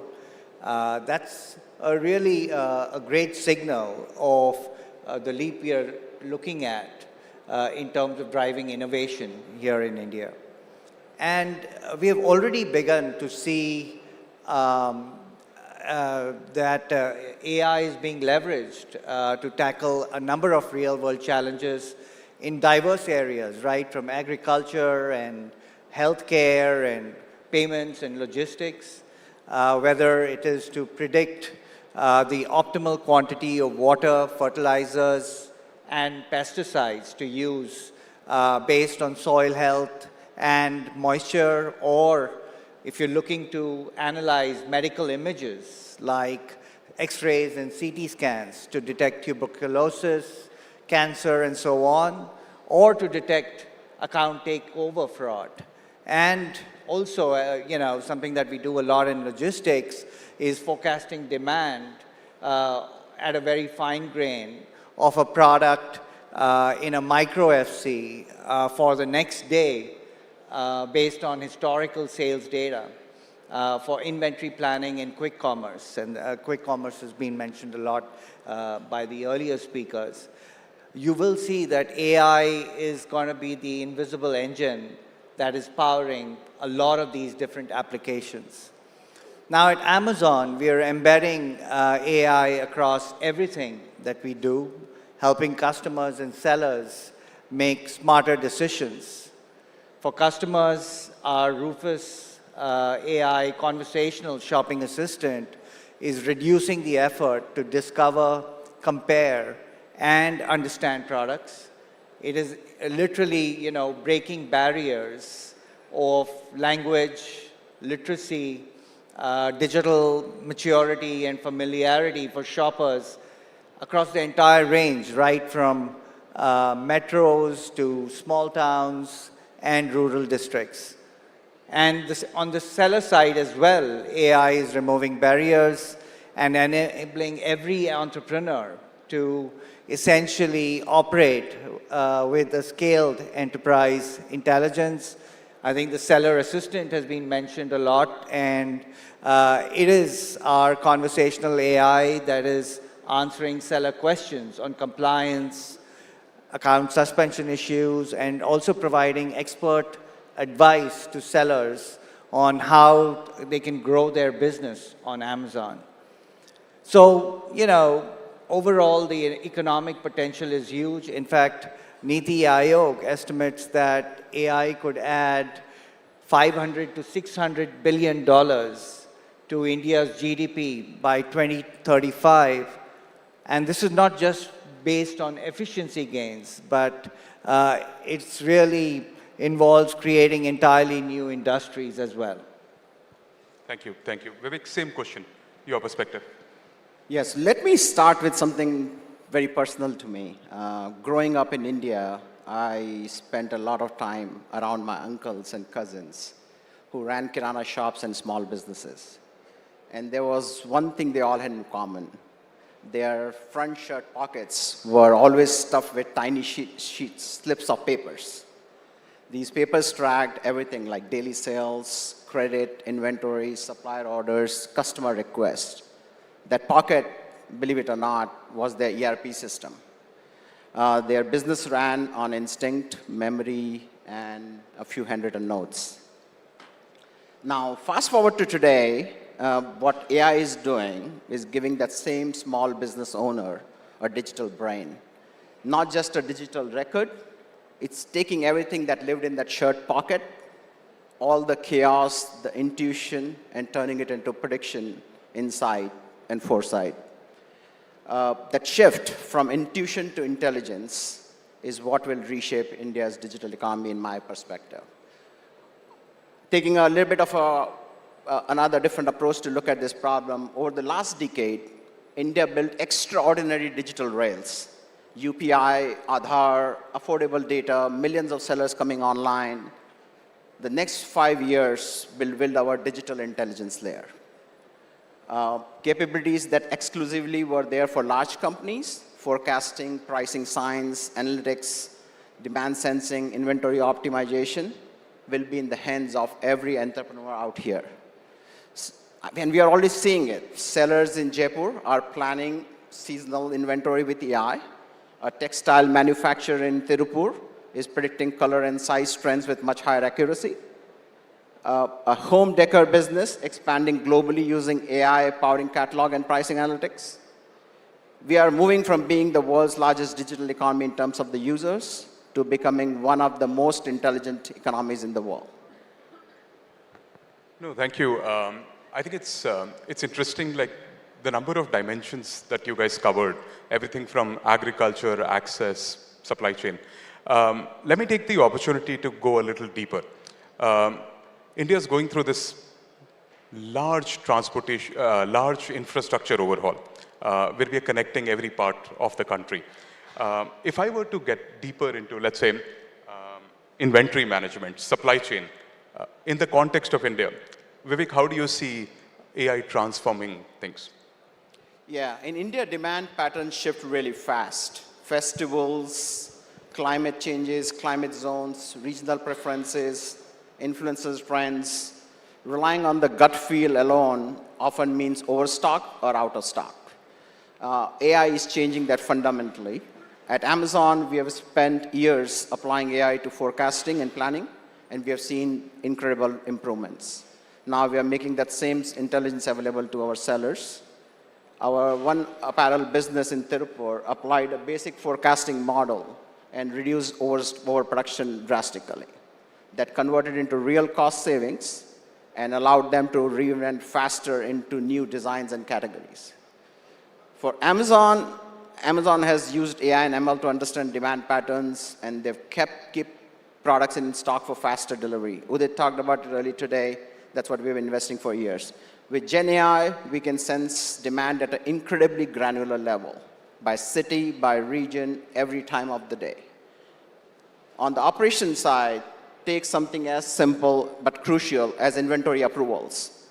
Earlier, sellers waited 2 to 3 days just to know if the fulfillment center would accept their shipment. That means 72 hours of uncertainty. Today, that decision is instantaneous. AI checks capacity in real time and recommends the best fulfillment center. It is like having a smart business partner built into the system. Thank you. That's good perspective. You also segue into something that I was interested into getting next with Rajiv. Right from the morning as sellers started interacting with us, and like outside of Smbhav too, our sellers are always very curious, very good at learning new things. So they've been dabbling with AI. They've been very curious about AI. Rajiv, can I get you to talk a little bit more about like how are things, like what are things that we are doing which will really help our sellers directly? Yeah, I mean, a number of tools have been mentioned earlier by Dharmesh and Udit and Russ, previous speakers. But let me just step back and say, you know, across Amazon for over 25 years, we've been developing state-of-the-art and deploying state-of-the-art machine learning and AI models to power not just customer-facing experiences, but also our internal operations.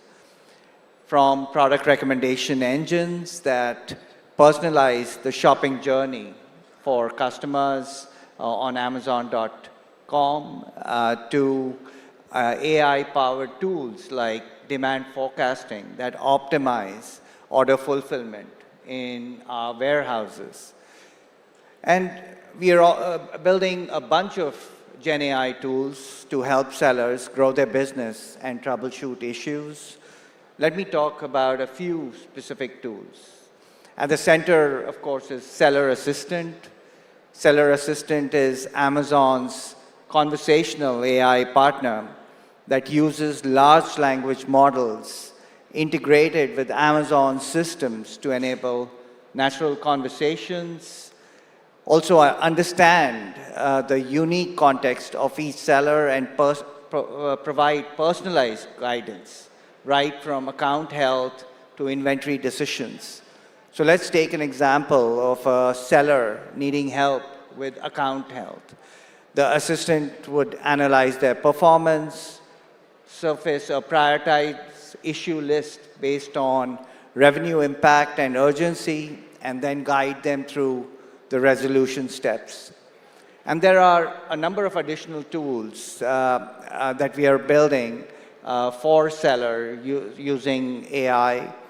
For example, Gen AI for listings that automatically creates a complete polished product listing with titles, descriptions, bullet points, and compliant images.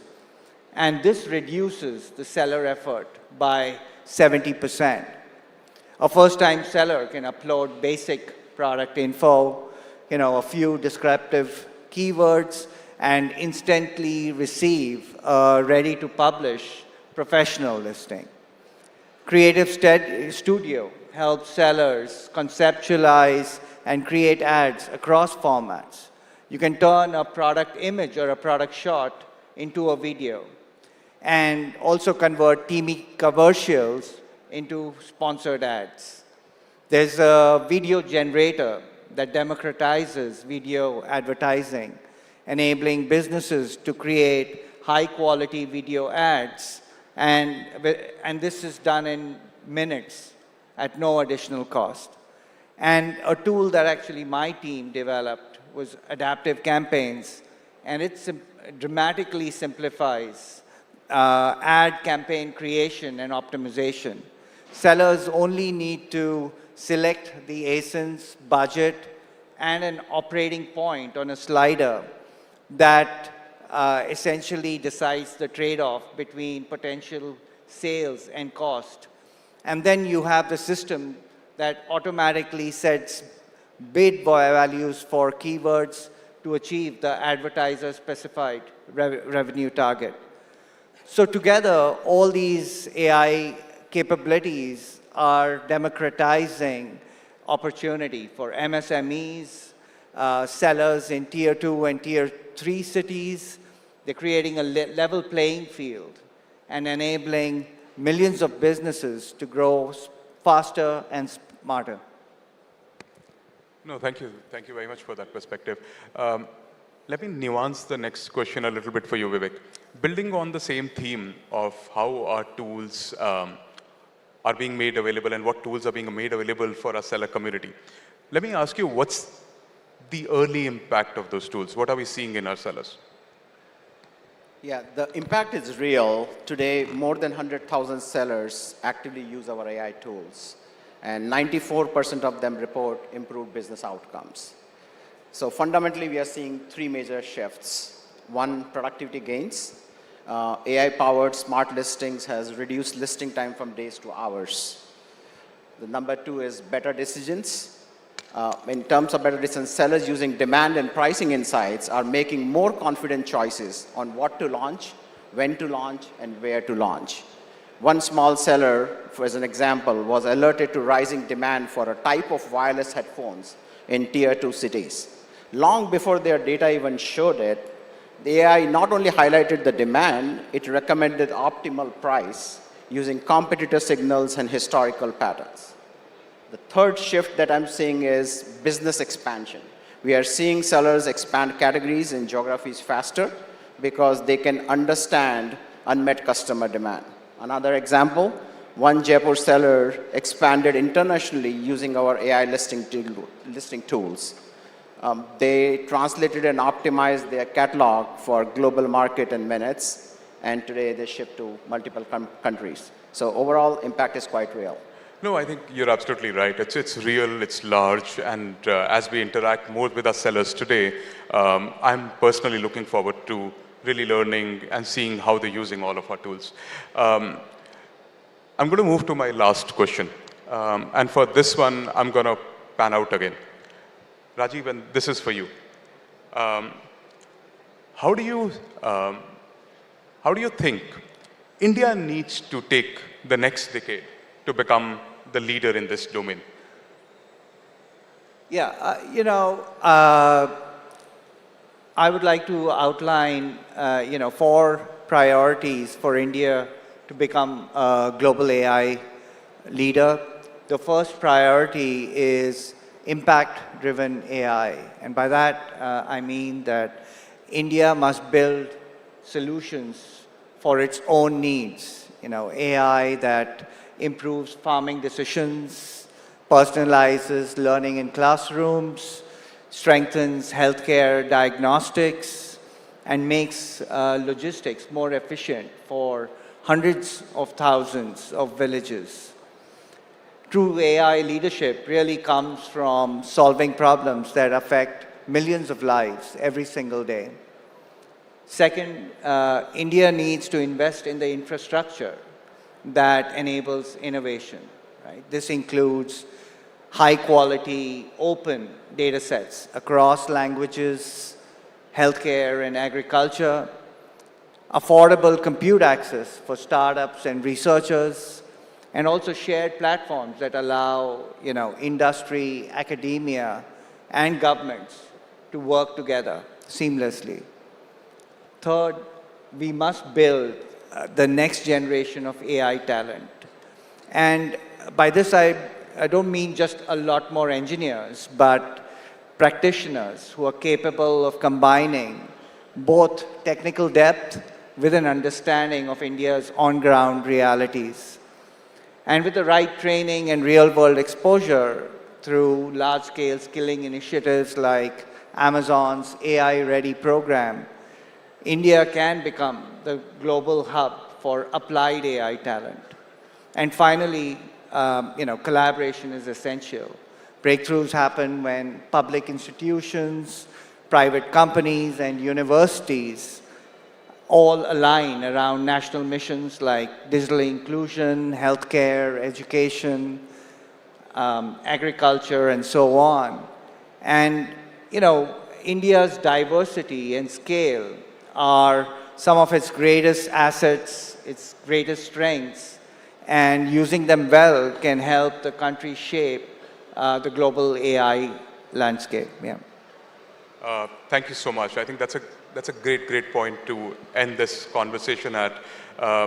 Truly agree with you. And as we bring our incredible entrepreneurs into the mix of collaborating together, really to help transform India into a Viksit Bharat, I believe that India is going to really be one of the leaders in this domain. So thank you so much for the discussion today. Thank you very much.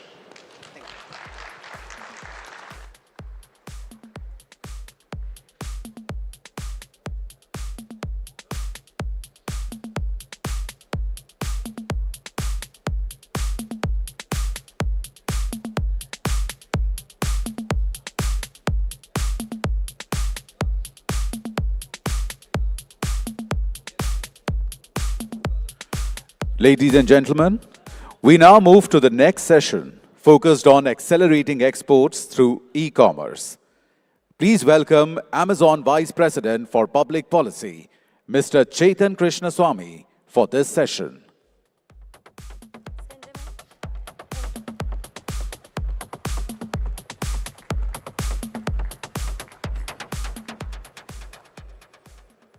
Good morning, everyone.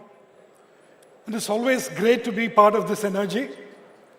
As you heard from a lot of folks this morning, Amazon Global Selling has enabled over 20 billion in cumulative exports from India since 2015. helping over 200,000 Indian exporters coming from over 200 cities.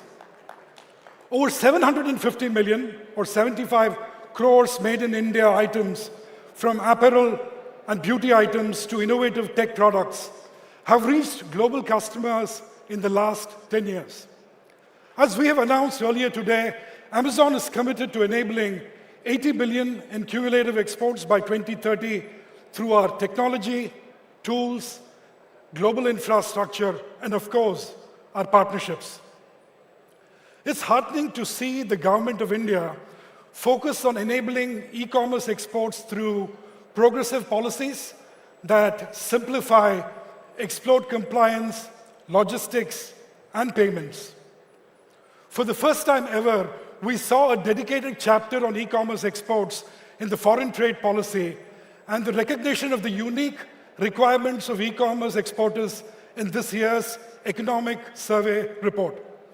The recent announcements to simplify cross-border payments will especially benefit MSME exporters who are present here in large numbers. In addition to these policies, we see the government's intent to bring innovative models to enable MSME exports.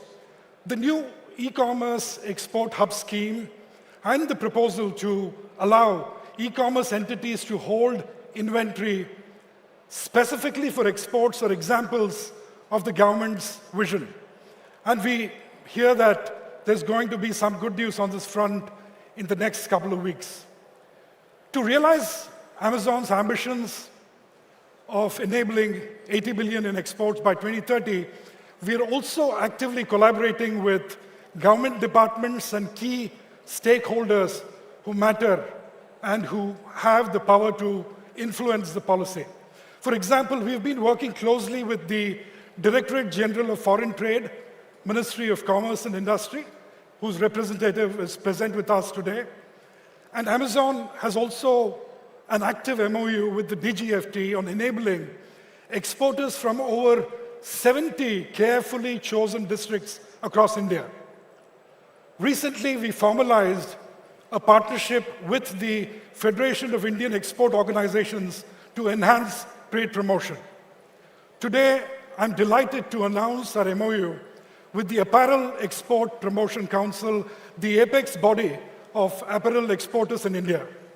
We also have long-standing partnerships with India Post, with the India SME Forum, and the Retailers Association of India, all with the aim of enabling and empowering exporters from this country. The future of Indian exports, ladies and gentlemen, is bright, and together with our partners, we are making the world accessible for lakhs of Indian businesses, one exporter at a time. Please join me in welcoming our key partners present here today. Thank you. We request the head of Amazon Global Selling India, Mr. Srinidhi Kalvapudi, to join us on stage to felicitate our partners. Hello.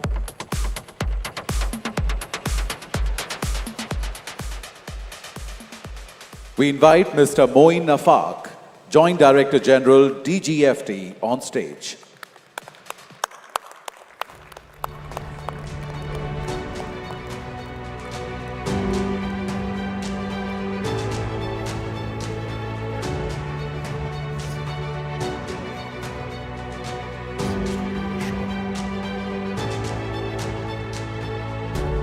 We now invite Dr. Ajay Sahai, Director General and CEO, Federation of Indian Export Organizations, on stage.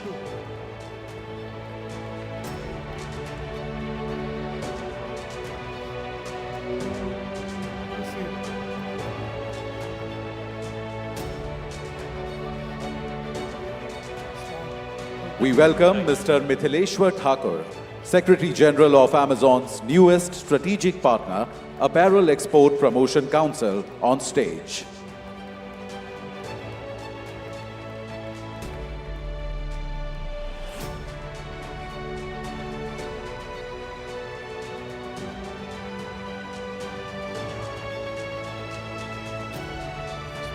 We also invite our partners from seller associations, Mr. Kumar Raj Gopalan, CEO, Retailers Association of India, and Mr. Vinod Kumar, President, Indian SME Forum, to join us on stage.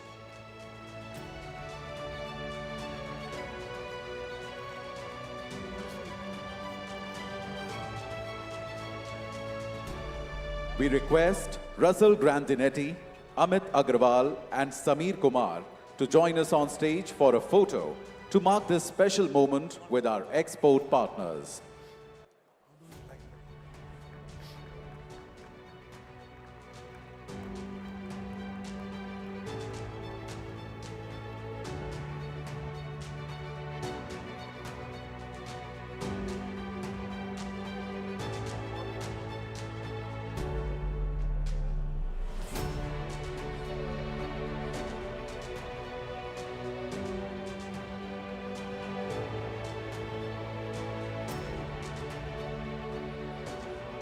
Thank you to all our partners for joining us at Smbhav 2025.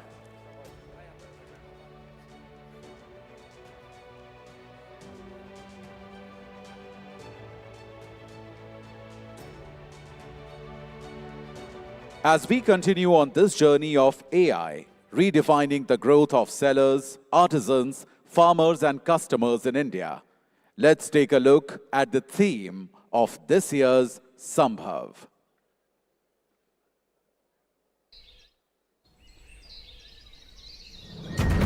हमारे देश के लोगों में जज्बा बेमिसाल है और अब इस जज्बे को एआई का साथ मिल रहा है। अब हम वो ताकत बनने को तैयार हैं जो सिर्फ आसमान छुएगी नहीं, उसे भेद देगी। हम नई मिसालें बनाने को तैयार हो रहे हैं। हम विकसित इंडिया के लिए तैयार हो रहे हैं। टेक्नोलॉजी के दम पे, एआई की रिदम पे उड़ान भर रहा है ये देश हर कदम पे। रफ्तार है गजब की और खूबियां है सारी, अब विकसित इंडिया बनने की है तैयारी।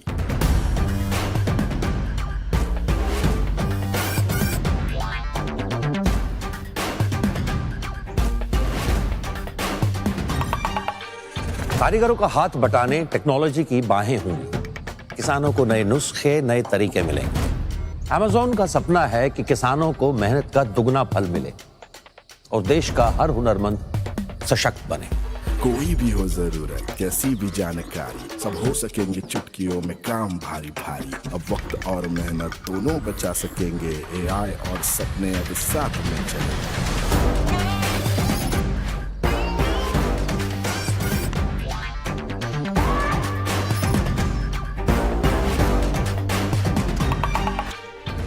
हमारी नई पीढ़ी के एंटरप्रेन्योर्स बड़े सपने देखते हैं और इन सपनों को पूरा करने में इनका साथी बना है अमेज़न। बेहतर जानकारी, बेहतर सुझाव और बेहतरीन प्लानिंग अब मुमकिन है। अब एआई इनसे कदम मिलाकर चल रहा है।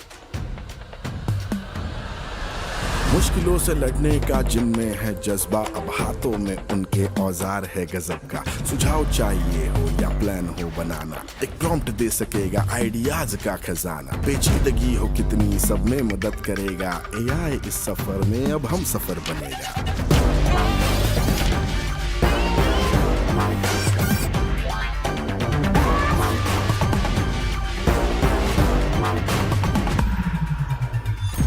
इस नई पहल का उद्देश्य है कि ये हमें ऐसी दिशा में ले जाए जहां हम टेक्नोलॉजी में किसी से भी पीछे ना रहें, जहां प्रगति और सशक्ति एक साथ चले और एक सशक्त विकसित राष्ट्र का निर्माण हो। ये देश आत्मनिर्भर अब और हो रहा है, सीनों में हौसलों के ये बीज बो रहा है। रफ्तार है गजब की है खूबियां भी सारी, अब विकसित इंडिया बनने की है तैयारी।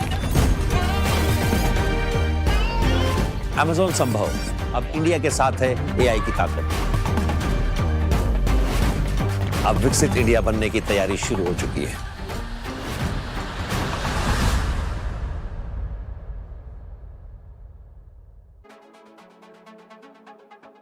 All right, everybody. Well, AI is clearly not something that is far out there in the distance. It's there in the apps that we're using, the products that we are discovering, the way that businesses are growing every single day. Now, up next, a segment many of you have been very keenly anticipating. A detailed deep dive into how Amazon is redefining the selling experience through the power of AI, from listings to ads to creative tools. Here's a glimpse of what the future really feels like. जो ख्वाब देखता है हर घर में पहुंचने का, अब एक ही बटन से सच ख्वाब कर सकेगा। अब स्क्रीन पे ही मिल सकेंगे सैकड़ों जवाब। हमारे देश के लोगों में जज्बा बेमिसाल है और अब इस जज्बे को एआई का साथ मिल रहा है। अब हम वो ताकत बनने को तैयार हैं जो सिर्फ आसमान छुएगी नहीं, उसे भेद देगी। हम नई मिसालें बनाने को तैयार हो रहे हैं। हम विकसित इंडिया के लिए तैयार हो रहे हैं। All right, our next keynote showcases Amazon's latest AI and tech innovations. These are tools designed to simplify the selling experience to help millions of businesses to keep pace with the rapidly evolving e-commerce landscape. Please do welcome Mary Beth Westmoreland, the VP Worldwide Selling Partner Experience at Amazon. Mary Beth.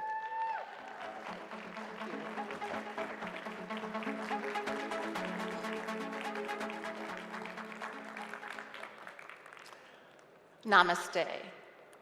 It is so wonderful to be back here in India.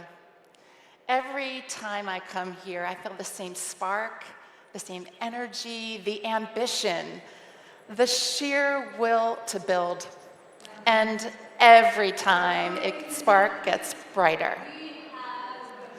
Over the past decade, I have watched sellers from Coimbatore to Guwahati, from Surat to Delhi, reshape what global commerce looks like.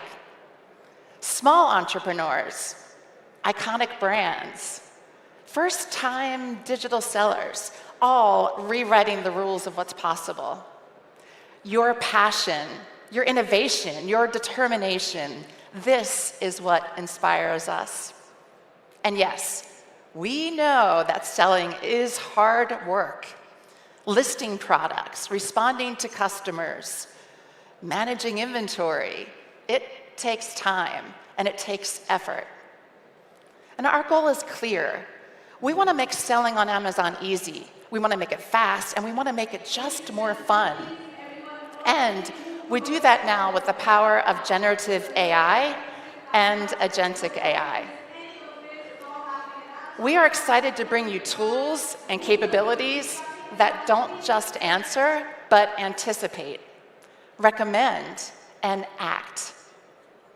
The foundations are live today, and you'll see many of these capabilities right here at Smbhav. Now, when you're looking to launch a new product, we want Amazon to be the place to do it. We have new tools and powerful resources that will make your launches more successful from day one. And we're going to help you increase sales across your catalog. So let's get started with that first step, creating products that customers love. We're giving you the inside track on what customers want with Product Opportunity Explorer. Now, Product Opportunity Explorer gives you real-time data on demand trends and customer activity to help you evaluate your new product ideas. And now, it's getting an AI-powered upgrade. We're taking billions of customer interactions across Amazon stores, from searches to purchases to reviews, and we're transforming them into personalized recommendations tailored to your unique business. And for each recommendation, you'll see where demand is trending, which features matter most, and the price point that customers expect to pay. But we won't stop there. We know that reviews carry a lot of weight. In fact, hundreds of millions of Amazon customers read reviews each month. And a strong base of reviews, it doesn't just build customer trust, it boosts discoverability of your product. And that's what Amazon's Vine program is all about. And I'm excited to announce that Amazon Vine program will be available to all sellers right here in India in early 2026. Great, right? It's exciting. The Vine program connects you with trusted shoppers who deliver high-quality, 100% objective reviews of your products. And you can enroll your products in Vine immediately after sending your inventory to FBA, even before your product listing goes live, so that you can start getting those customer reviews from day one. And products enrolled in Vine, they see an average of 30% lift in sales just months after enrollment, which is pretty great. So in e-commerce, what customers see is what sells. Your images, your titles, and those great descriptions of your products, they don't just look good, they build trust and they drive sales. But creating those high-quality listings, we know it can take time, it can take effort. We get it. So we've made it easier now than ever before with Gen AI. Now, you can just share a short description about your product with us, or just an image, or even a URL of your D2T site. And Amazon generates the title, the attributes, all powered by customer insights.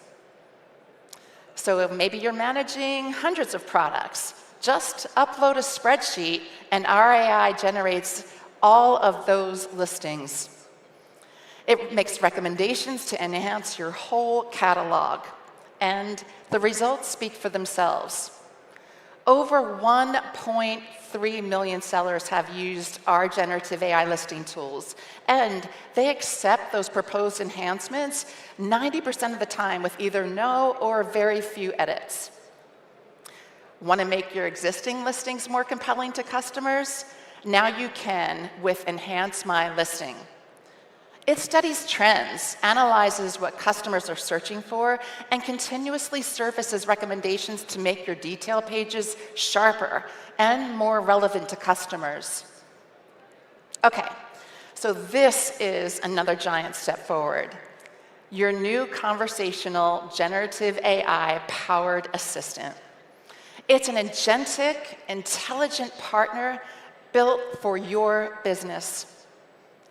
Seller Assistant understands your store, understands your business goals, your context, and it works alongside you 24/7. It's a partner that constantly analyzes, reasons, and helps you manage your business and grow your business. With Seller Assistant, you can simply ask, which product should I consider stocking? Or how is my business performing? And you get instant, accurate insights right inside Seller Central. Now, we know it's important for you to maintain your account health. Not only will Seller Assistant tell you if there's a potential problem or a potential issue that needs to be addressed, it will help you take action to address it so you never lose a single sale. This is just the beginning. We're just getting started.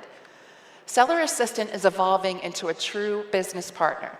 A partner that doesn't just respond, but learns from your actions, understands your goals, and then proactively advises you and helps you take action.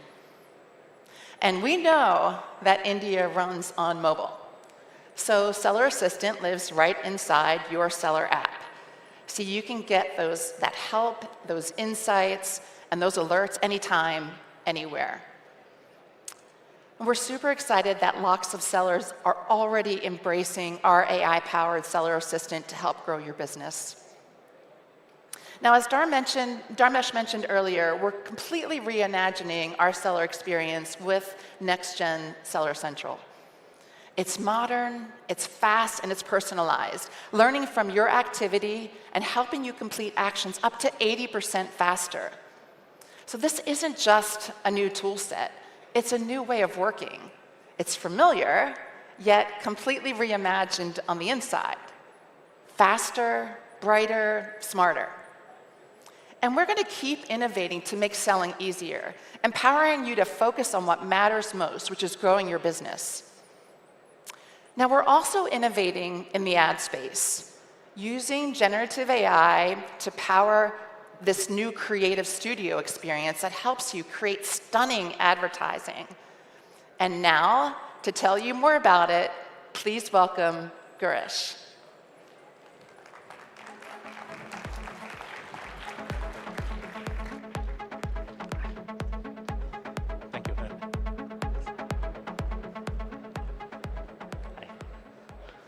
Namaskar and good afternoon, everyone. It's wonderful to be here with all of you. This room is full of people with ideas. And they say that ideas are chemical reactions in the brain. They're fast, they're always on. Now, turning them, persisting them, and making them reality is where all the effort is. And as builders, you understand what it takes. Once you cross the bridge of building the right product or products, two questions remain almost constantly. One, how do I tell customers about my product and persuade them to consider? Two, how do I reach lots and lots of them? And that's where advertising comes in. And that's where advertising technology comes in. You're competing for attention in a world full of screens. And you have 5 to 6 seconds to make an impact. So what's the right message? What do you tell to grab attention? We call them creatives. They could be banners, audios, videos, influencer-driven videos, etc. Doing these, it takes skill. You need to understand what to create. What is the right message? What is the video? What is the movement? It takes time. It's an iterative process. You can never create the right one the first time, so you keep iterating over it. And it costs money. You need to hire people. You need to get a professional director, maybe do shoots, and so forth. Now, technology allows us to change this. It changes from many different angles. It allows us to build things faster. And AI has transformed this because it just makes it so much easier. Last year, we talked about a couple of different initiatives that we had, and we called them with very simple names. We said image generator allows you to generate images. It allows you to create different variations. It allows you to create the ones that work best. And with that, we also had a video generator, which allows you to create video creatives. Both are free to use. You don't need any special domain expertise to use any of these. And what was once reserved for larger companies with larger budgets is now free and completely self-service. Today, I'm excited to share more about it. And just going back to what we showed, if you were here last year, you remember the speakers by the poolside. This was a video that we generated using our previous version of the video generator. Now, what I'm going to show you now is so much better.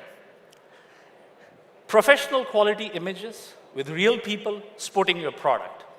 Now, take a look. How's this done? Creative Studio. So this is your one-stop shop for both images and video creation, completely powered by AI. With this, you can create enhanced lifestyle images. Now let's take an example. Let's say you're selling beautiful handcrafted ceramics. Sadly, your current ad is an image on a white background. Now let's change this. You start with a prompt and click generate. And you have high quality photorealistic images. You can remix them, restyle them, animate them, take a look at different options. What once required special tools, experts, multiple iterations is done in seconds. These images are great. They're great for a quick peek. You have a second to react. Images are great. But videos are far more appealing. They can create emotions about your product and about the state of the customer's mind. Videos are harder to create, and they have been, but not anymore. Our video generator takes all the inputs from product detail pages and creates videos for you. It creates those videos, it stitches them together, and what used to be basic animations before are now multi-screen stories, all about your product. And this is all in one click. You can see them quickly, make a decision what to use. Whether it's delicious chocolates, sunscreens, shampoos, there's literally no limit to the number of creatives you can produce using the AI generator. Now, these are great. We have them. You can use them. But what if you had an in-house creative director sitting next to you 24/7, working while you're sleeping? Introducing what we call the creative agent. Now, the creative agent transforms video ad production. It's your creative director. It's powered by our insights on shopping, streaming. It understands your product. It understands your brand, the sensibilities, relevant customers, and it's interactive. You can keep prompting it. You can say, this is my customer. This is what I want to deliver. This is the message. And it starts engaging with you. It creates a plan. And just like this, you have a full production unit directed using natural language. Here's how it looks. Imagine you're launching a new lineup of running shoes.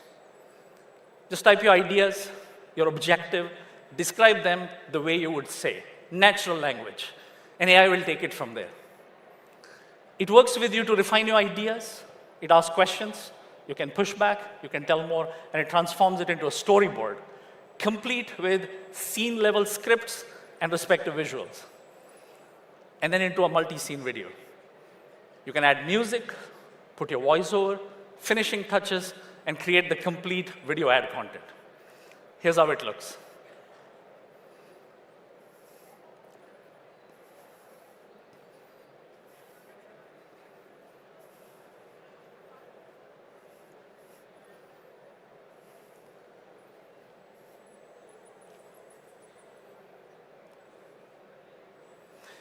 Behind the beautiful graffiti murals with the lady dancing, showing the shoes. This engages customers so much better than what you see in banners or simple animated videos. And this is completely generated. There is no video shoot, there is no post-editing. Now here's another example that we did for one of our brands in India, Fredo.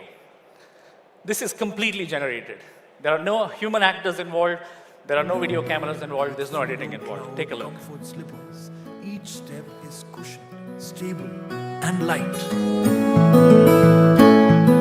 bringing calm to your every move. Freedom.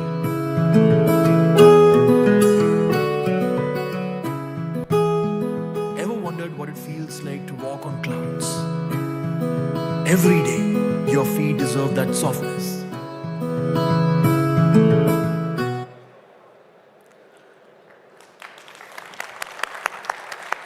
This is a very popular direct-to-consumer brand, and this was one of the innovations for them that make them move so much faster and test different variations. AI agents help us move so much faster. It lowers costs. It improves efficiency. More iterations at lower cost. Now, our goal is to offer you all possible ways to reach your customers. Right? We can generate videos without real people, but it's all about different ways. And advertising is all about that. Real people, influencers, can relate their emotions, their experiences, and bring real voices. This is a very popular format that you're all familiar with. And we have a new offering for you. Creators all over the country bring local voices, local traditions, cultures, lifestyles. Amazon Ads enables you to directly work with 125,000 influencers across the country who can work on different categories of products to bring real voices, real impact. Now, all of this, the videos, the images, the influencers, this was really to talk about the product and the right images. Now, having these images is one part of it, but we go back to our two questions, right? The message, what do I tell customers? And second is, how do I reach lots and lots and lots of them? Now let's talk about how to do that, right? When people are not shopping, when they're not spending time with family, what are they doing? They're streaming. They're watching video content. A number of minutes and hours a day are spent in this. Running ads on streaming TV is now available for all the brands without the need to commit larger budgets or invest in video content production. Earlier in the year, we launched what we call streaming TV ads on the Amazon MX player. Now, why is this relevant? 250 million viewers, fully engaged, watching premium content on Amazon video streaming services. Brands like Ugao, Uno Minda, Bajaj Almond Drops are all using streaming TV ads to reach their viewers, and the results so far have been great. It's self-service. You all can do this. We saw how to create the content. We have the reach, bring them together. And we're also expanding reach. See, this is all about reach on Amazon services, and off Amazon.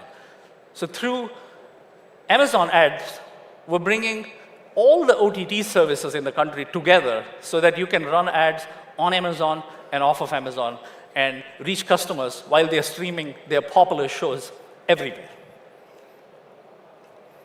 So just to summarize all of this, like create the best videos, reach and connect with relevant shopping audiences, streaming audiences, and grow your business with Amazon ads.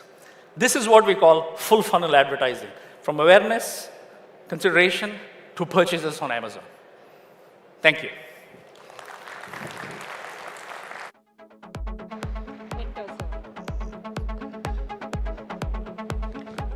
Right, that's really fantastic. You've learned a lot about how you can actually use AI and new techniques in our lives. Now, here's a session that I think is really aimed at all of you entrepreneurs out there. If you're really trying to come to grips of how are you, scaling up, what are you doing, you need to learn a lot. You need to figure out cutting out complexity, saving time, making success feel a lot more achievable. That's what simplified selling is all about. That's something which you may also want to bring into your own business. Now, AI is changing how small businesses build, how they operate, and how they scale. India, of course, stands at an inflection point. Now, today's panel brings together builders and enablers who are sitting at the intersection of all of these changes. It's a panel bringing leadership, scale, and entrepreneurial depth to the conversation. And all of you who are entrepreneurs, who want to be entrepreneurs, will really benefit from this. Please do welcome Sandeep Datta, President, India and South Asia of AWS, Sajid Pai, Partner, Bloom Ventures, Dr. Somdatta Singh, Founder and CEO of Cedars Global and Karma Holdings, and Pavitr Singh, Co-Founder and Co-CEO, Unify Apps.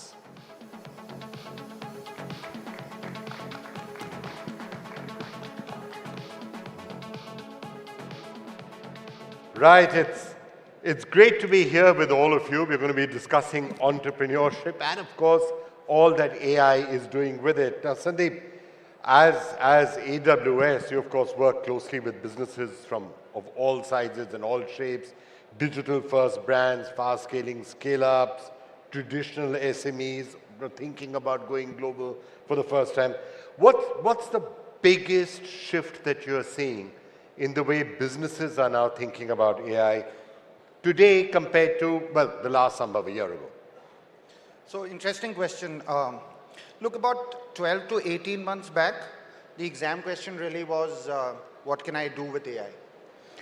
It's now moving and it's come to a point where there's a clear recognition that AI, generative AI, is core and central to my DNA as an organization, and therefore I have to build capabilities and processes around that core DNA. It's effectively being able to reimagine the art of the possible. It is also a reality today that a large proportion of organizations still aren't putting workloads into production at scale. But the industry leaders, and when I say industry leaders, I'm talking about AI leaders, are the ones which have taken a business or an industry problem and have used AI to solve for it, and in the process they've ended up creating a source of competitive advantage for themselves vis-a-vis their peers. Now, I'll give you two examples where AI is creating citizen-level impact at scale. The first, I think we've all used it, DigiYatra, very simple use case of visual recognition, but one which has transformed the lives of, which has transformed close to about 45 million user journeys from the time that it was launched. The second, and this is something which is one of my favorites, the Ministry of Women and Child Development's Poshan Tracker app. I don't know whether you've heard of it. Okay, it is helping in India's fight against undernutrition. Today, 1.4 million Anganwadi centers use this app to service 90 million beneficiaries, 80 million of whom are children under the age of 6. Now, when you want to use technology, you want to use data, this is the kind of impact that you'll probably want to go after. There's also a reality now that it's not about having access to the latest tools and technologies. It's about what your workforce in your organization does in terms of adapting, adopting, and imbibing these technologies and putting it to effective use in the organization. Which brings us to a very important point, which is skilling and training. Yeah. And today, as Amazon and AWS, we stay committed to helping in India's skilling journey. Since 2017, we've trained close to about 5.9 million individuals on cloud and related technology skills. So to summarize, I think tremendous opportunity ahead of us. A lot is being done, but then a lot more needs to be done. So, let me just try and analyze that a little bit further. There are two types of companies and two types of entrepreneurs in this audience. One are the AI natives. They're viewing themselves as AI first companies, so that's a subset. Other companies, maybe in other businesses, doing other things, and are now trying to figure out how do I use AI to transform my own self, my own operations, use it as a tool in my business. Now, in your experience, when MSMEs start to benefit from AI, what changes first? Is it their way that they are operating, internal efficiencies? Is it how they are taking decisions? Is it how they are dealing with customers? What do you see changing first, typically? I think, Vikram, any organization, MSMEs included, typically first go for the low-hanging fruits or the quick wins, right? And therefore, that's where you see chatbots getting deployed in customer support processes, or routine, repetitive tasks like data entry seeing interventions from AI. The costs aren't too much, and the ROI is pretty attractive. But the real inflection point in my mind, I think, comes when organizations realize that in today's time, data is the new gold dust. Every customer interaction, every business transaction, every business KPI that moves has an underlying level of data waiting to be harnessed, right? Effectively, you're talking about in a world where customer interactions, processes, decision-making is working in an AI-powered loop, but fueled by high-quality data. And when that happens, whether it is a startup, whether it's a financial, a fintech, an MSME, I think it'll evolve to a point where customer experiences will become extremely hyper-personalized, and decision-making will move from being reactive to more predictive. Good. More predictive. Sajid, let me turn to you. I'm sure there are some people, at least in the audience, who are watching this saying, these guys have been going on and on about AI for the last hour and a half. I was seeing it on Twitter yesterday that AI is a bubble. What on earth is this all about? So you, as Bloom, are somebody who's actually putting money into this. When you're reading all of this bubble talk, how are you reacting? Yeah. So I think all technologies, transformative technologies, go through these phases, and it's well articulated and explained by economists and thinkers. It goes through this installation phase, as it's called, where there's a lot of money coming in. There's perhaps a brief period of a crash. The dot-com bubble saw that, and then it takes off again. Electricity, steam engine, and dot-com, internet, and today AI will all go through these phases. I'm very optimistic. Yes, there could be an occasional niggle or more than a niggle, but I'm very optimistic about the future of AI. So you're continuing to invest in it and you're continuing to bet on it, right, at Bloom? Oh yes, we're cautious. We won't invest in every single startup, but we do look at potentially transformative users, and we do back them. Right. So when you're meeting founders every day, what patterns are you seeing among the founders who, in your view, are using AI well? What are they doing correct that others may want to learn from? Yeah. So we could look at this in, I think, 3 levels, right? So at the first level, individual usage, right? And individual usage is about feeding it context. The more context you feed it, you can get away with even lesser compute if the context is very good. So the good founders or decent founders stay at encouraging individual users to use AI better. Now the great founders use it themselves and encourage the entire organization to start using it. For example, in a company, you could say the marketing collateral gets made by one person.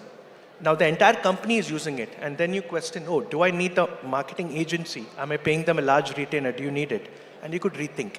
But now when the entire company is using it, now everybody is putting out those creatives. You can't just send it out into the market. You need a larger compliance department. You need that. So here comes an exceptional founder who fundamentally changes the workflow. So what they do is they actually create a software which analyzes all of these creatives, sets in place digital rights management, has a compliance inbuilt, and voila, you don't need an agency. Everyone in the company is shipping collateral. So great, exceptional founders transform workflows, and that's how AI is really harnessed.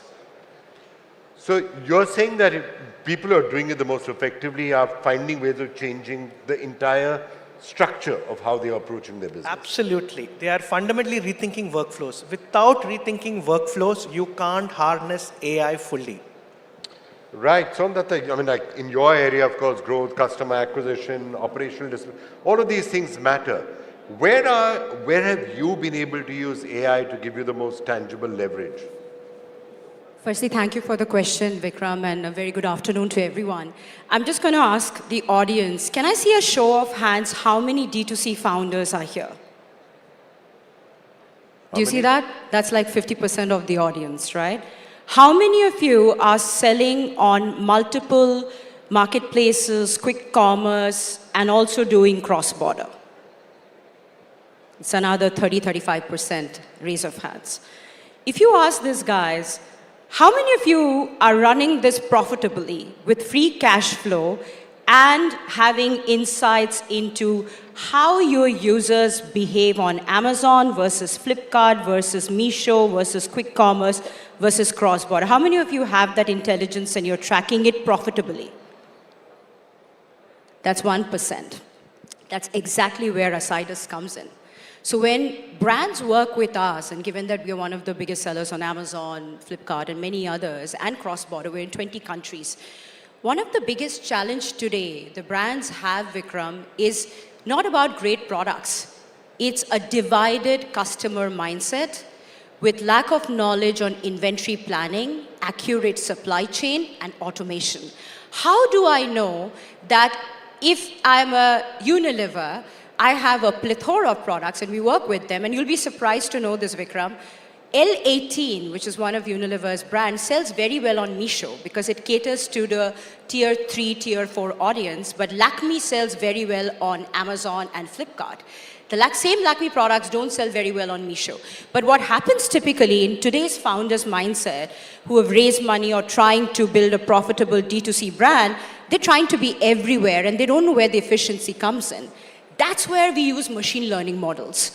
What are we predicting through machine learning? So we have our entire tech stack that integrates through API with all these channels, and we are able to derive data to analyze at which price point, which product is going to sell efficiently, so that overstocking issue, which you know today is a big challenge, because you have a stock, you'll have to liquidate it if it doesn't sell within a given period of time, because there is shelf life on these products. It's a big challenge. So, and for brands to know when they want to enter a new geography, which geography is actually going to work for them. Because you can't sell Shilajit and Ashwagandha like you sell in India in GCC without a MOH, which is a Ministry of Health license. And here you can sell it under a FSI license. These intelligence are also super critical, and there we use AI to predict which new policy, which new licensing model is actually allowing a brand to enter a market more productively. So if you see from a cross-border perspective, from pricing, inventory planning, supply chain automation, machine learning is where it plays a role. From content management, content optimization, and visual representatives is where AI plays a role. So we got to be careful of how we use AI and where we use AI. So one part of that is using other products, using services, using APIs, working with others to get more intelligence. When it comes to companies' own workflow or processes, which ones do you think they should be modernizing or using AI for? Internally, in their I companies. use this tool, and Sandeep sir was talking about the Amazon tool. So I have a tool which we have implemented company-wide. It's called AIDU. It's IDO. It automates your entire emails prioritization of a day. So as a CEO, when you're managing a company that is doing a GMV of 500 plus million, you need to know where your focus should be. Your focus is no longer just growth and customer retention. Your focus is profit per employee, employee optimization, better efficiency in the organization so you can deliver growth with economics of scale. So from prioritizing your day of how you look at your emails to how communication happens between your warehouse employees and your strategic decision makers, because they're on the field. They're the ones doing pick-pack handling. If they don't give us the intelligence back, how do we know what kind of redundancy we actually need to automate? So from prioritizing your daily emails to having internal communication with your employees very effectively so that culture is also scaling with technology is, I think, where AI will play a significant role. Right. Pavitra, one of the issues that I do want to spend some time understanding from all of you is, there are many people who feel, but this is all great, these are all lovely ideas, I'd love to do this, but I have no idea how to do it in real life. How do I actually put all of this into practice? Now, you do build tools for that, and there are tools that are available. How do you get past the bottlenecks in actually being able to use AI? No, thank you for that. I think there's a lot to do with education. Like, AI is not a magic solution to every problem, right? The way we need to see AI is like, these are like compute units, right? And as some of us mentioned here, you need to go and reimagine these workflows because you can't take it and translate as is what you are doing. You need to imagine like, what the future stage looks like. And I think a lot to do with, we always, when we talk to these leaders, they're talking about how do I reduce the headcount. It's not about reducing the headcount. It's about how to use AI to grow faster. If we look into our GDP, it's growing 8.5%. There's so much growth which can be unlocked by using AI in the right way. And a lot of enterprises today are doing a lot of employee productivity. So a lot of Indian enterprises are adopting co-pilots. We are seeing a ton of success in that. And then when it comes to, complex use cases, whether you can use it to produce new products, you need to use to plan marketing campaigns, you need to, uncover new markets for you. That's where I think people are struggling a bit. And I think they need hand-holding. That's where AWS helps them. That's where technology like us helps them into making it mainstream and really unlocking the growth. So let's look at MSMEs or small companies or startups. They don't have a big engineering team. A lot of people don't have the people who have that full in-depth knowledge of being able to get all of this done. What's the simplest, easiest, and most practical way for them to actually start? Yeah, no, I mean, you don't need big teams actually, specifically for MSMEs.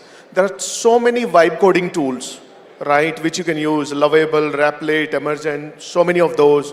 So many of co-pilots are there, whether it's ChatGPT, whether Gemini, Microsoft, Amazon. You can just start using them today, right? And as we were discussing, you don't need any programming skill. These are plain instructions in English language. Give it any problem of yours actually, right? Give it sample Excel files, your data, ask it to make decisions. It will do wonderful things for you. A lot of things you talked about, standard co-pilots can do that if you ask them the right questions. just get your hands dirty, right? Open ChatGPT or Gemini or anybody. Let's start using it. Right. Let me actually come to that, because this is one of the areas where there's been a major change. I'm thinking back to 7 years ago, 6 years ago, when I was setting up Heritage. I had a very clear vision in my head that this is how I want to use AI to transform news and information in the media business. I had the idea in my head. When I tried to say, okay, how do I now actually practically use AI to do this? It was a challenge. I mean, AWS at that time helped me with a lot of other problems. But to get, how do I do the AI? Eventually, they had people giving me big books and saying, here, learn machine learning, figure out how to do gradient descent. And I said, do I really need to do that? Now, times have changed, and it's changing every 6-7 months. And that, I think, is something you might want to share with the entrepreneurs out here. Yeah, I think there are 2 or 3 things which I'd like to highlight. One, as was being told, AI, ML, 7 years back was a different beast altogether. Today, they are far more evolved. They are far more user-friendly. And trust me, English is the new coding language. Yeah. You just need to take it, which is why I said it's not about having access to the latest tools and technologies. You just need to take a tool, okay, and put it to effective use in your organization. For that, your people, there needs to be a culture and a mindset change where the organization, the workforce is willing to adapt change, and that has to be driven top down. Gen AI, tech, it cannot be it has to be a C-suite agenda, right? And look at problems, business problems, small, big, whatever it may be, and try and solve for them, implement at scale, right? Or implement fast, fail faster, and learn even faster. I think if you keep that mantra, I think it'll be a journey which will be easy to traverse. To your point, the biggest and the largest of our customers, whether it's a Swiggy or a Zomato or any digital native born business, they don't, trust me, don't have very large engineering teams. It's just a mindset. That I'm talking about these kind of organizations having small teams solving big problems with 3, 4, 5 pods, member pods. That's it. And the other point which I raised, we have to ensure that we get our next generation job ready on day one. Because as these youngsters keep coming in, trust me, they will make the impact at pace, which probably, I dare say, you and I struggle to do, Yeah, absolutely. We're not necessarily as AI native as some of the youngsters are. But to that point, Sajid, is there a certain leveling of the playing field that is then happening now with AI? As happened, AWS and cloud, one of the things that it did is, you could be a small company, but you have access to the same servers and the same, access to compute as any giant corporation did. So I do believe that cloud and AWS and other such things did level the playing field. Are we starting to see that with AI also? That you don't necessarily need to have high-powered, very expensive AI talent sitting in your company. If you have the mindset, you can access it. You said it right. AI has genuinely created a level playing field. We are beginning to see that across. In IT, for example, some of the mid-tier companies are leveraging AI to compete very hard with the big 3, 4. Similarly, for MSMEs, since that's the audience here, you have the ability to bring in an AI co-pilot. You've always had challenges attracting extremely talented, highly paid people. Today, you can leverage AI and these AI employees, agents, to get on par with your deeper pocketed customers.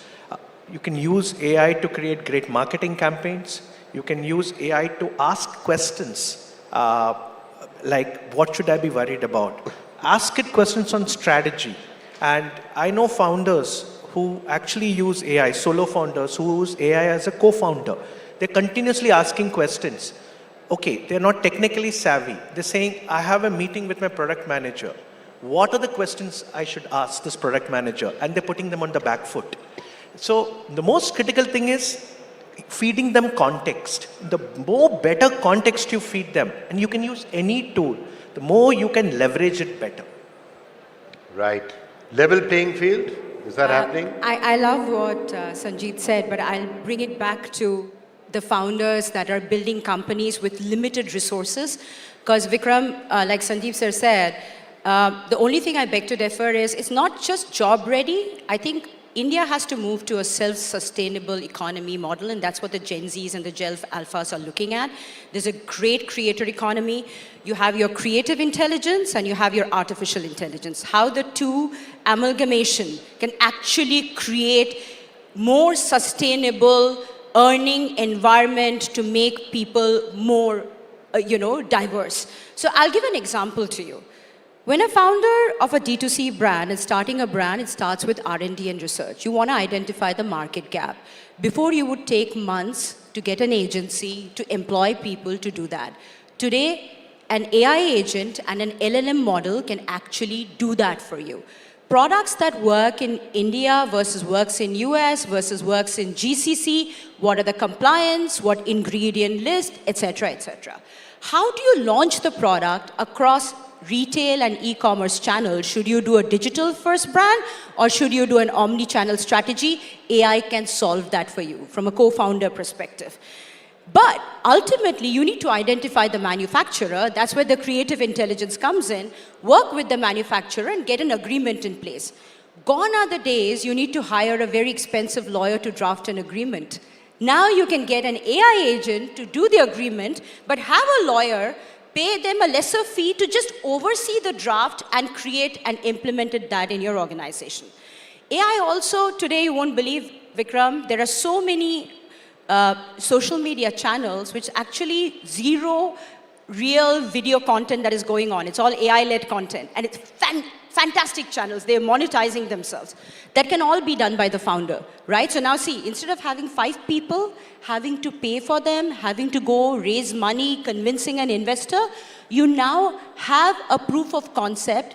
Now when you go to market with limited number of products, you're actually able to sell that online using automated image generation and visual representation. So what AI has done today is to make or simplify those critical redundant functions, bring more efficiency in your system so you can actually learn, automate, fail if need be, because that's first attempt in learning. None of us knew how to work from day one, right? We all have fallen many times before we took our first steps. But that fail to growth happens at a much faster pace than it happened 6 years back. So when I started Asidus 7 years back versus the scale we are at, a big chunk of that is automation of redundant function and the ability to make decisions quickly based on the derivatives. I think that is what technology does.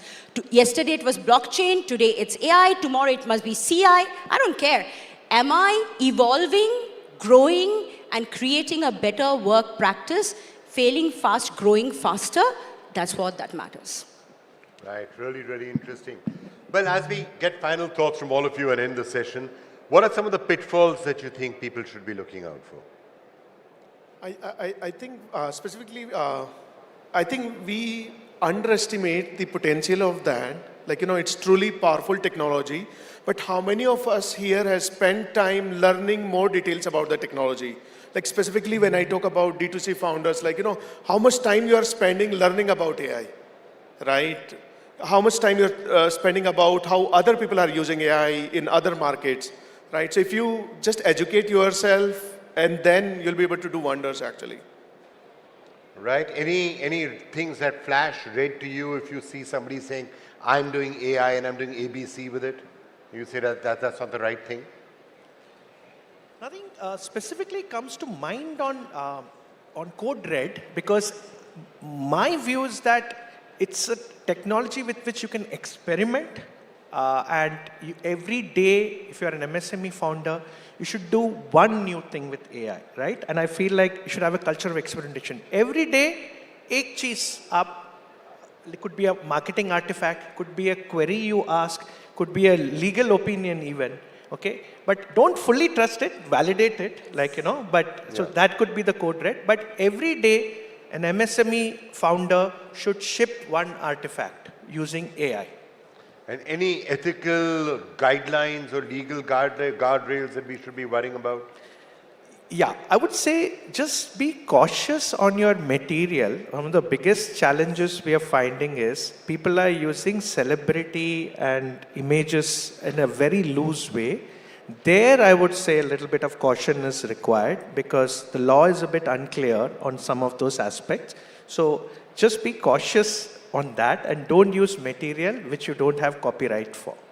Can I add that? I think that's a brilliant thing you said, because one is how we use content, how we implement content, but also the fact that, remember, the question that you are asking ChatGPT is also being asked by thousands of other people. Execution is what differentiates a great founder. It's not just the idea. So when you're executing, don't forget to ethically validate what you're building, because otherwise you'll have 10 people coming up with the same products and then you're again building competition that you didn't anticipate. So what Sajid said is, be passionate, but also be very prudent, because if you're not prudent, then you're going to get yourself into trouble. Last thoughts from you, Sandeep. No, I plus one to all of what has been said. I would only, close by saying, be bold. Don't shy away from experimenting.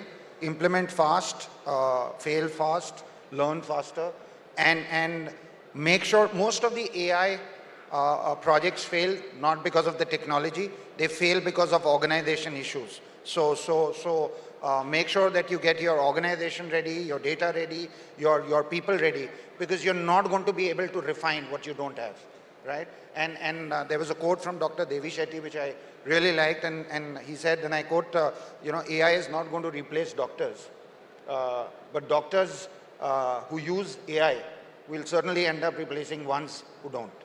Right. As we end, just maybe one line from each of you.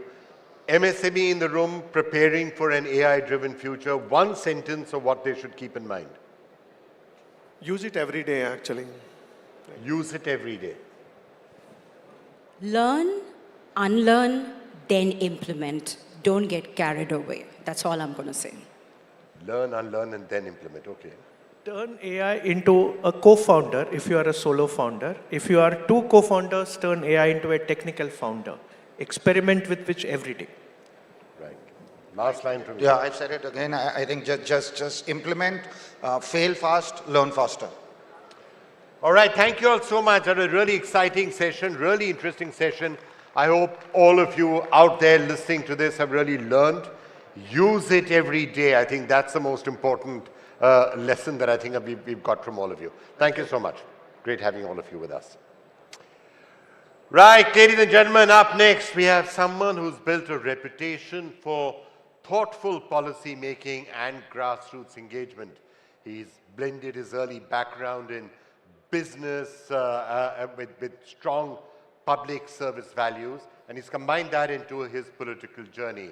He's known for his balanced outlook, he's known for his wide experience across different government portfolios, and he is a trusted voice for sustainable growth and for welfare. Please welcome Honorable Minister of Consumer Affairs, Food and Public Distribution and Minister for New and Renewable Energy, Shri Prahlad Joshi. He could not make it here in person today, but is joining us through this video message. Namaskar to everyone. It is pleasure to talk to you again. When I was with you last year, we spoke about the incredible promises of India's digital economy. And today, it is encouraging to see how strongly that promise is beginning to unfold. My heartiest congratulations to the entire Amazon team for your extraordinary journey in India and organizing this event since 2020. This year's theme विकसित India की तैयारी is rightly aligned with our government's vision of Vikasit Bharat by 2047. I was scheduled to attend this event. However, due to the ongoing discussion on an important matter in the Parliament during the winter session, I could not be here with you. Our government has a vision of consumer care and to empower the India's MSMEs, artisans and small entrepreneurs by providing them with opportunities, tools and support they need to thrive. E-commerce plays a vital role in this journey. As India moves toward becoming the world's third largest economy by 2030, retail, especially online e-commerce, will be one of the major drivers of the growth. The real champions of India's e-commerce transformation are the sellers and entrepreneurs present here today. You are the job creators, innovators, manufacturers, and dreamers fueling the India's digital growth. Your ambition and resilience are the foundation of India's confidence and a key part of our journey toward a Vikasit Bharat during this Amrit Kal. To address the issue of dark patterns in e-commerce platforms, guidelines for prevention and regulation of dark pattern was issued. CCPA issued an advisory to all e-commerce platforms to conduct self-audits and joint working group was constituted to identify violation of dark patterns on e-commerce platforms. I request all e-commerce platforms to take necessary action to clear the dark pattern, to protect the interest of consumers and proactively address consumer grievances and build the consumer trust. Our government aims to enable digital inclusion, create market access, and provide the right policy framework for MSMEs to flourish through initiatives like promoting Swadeshi program and Vocal for Local. Next generation GST reforms, abolishing unnecessarily compliances and repealing outdated laws under the Jan Vishwas Act.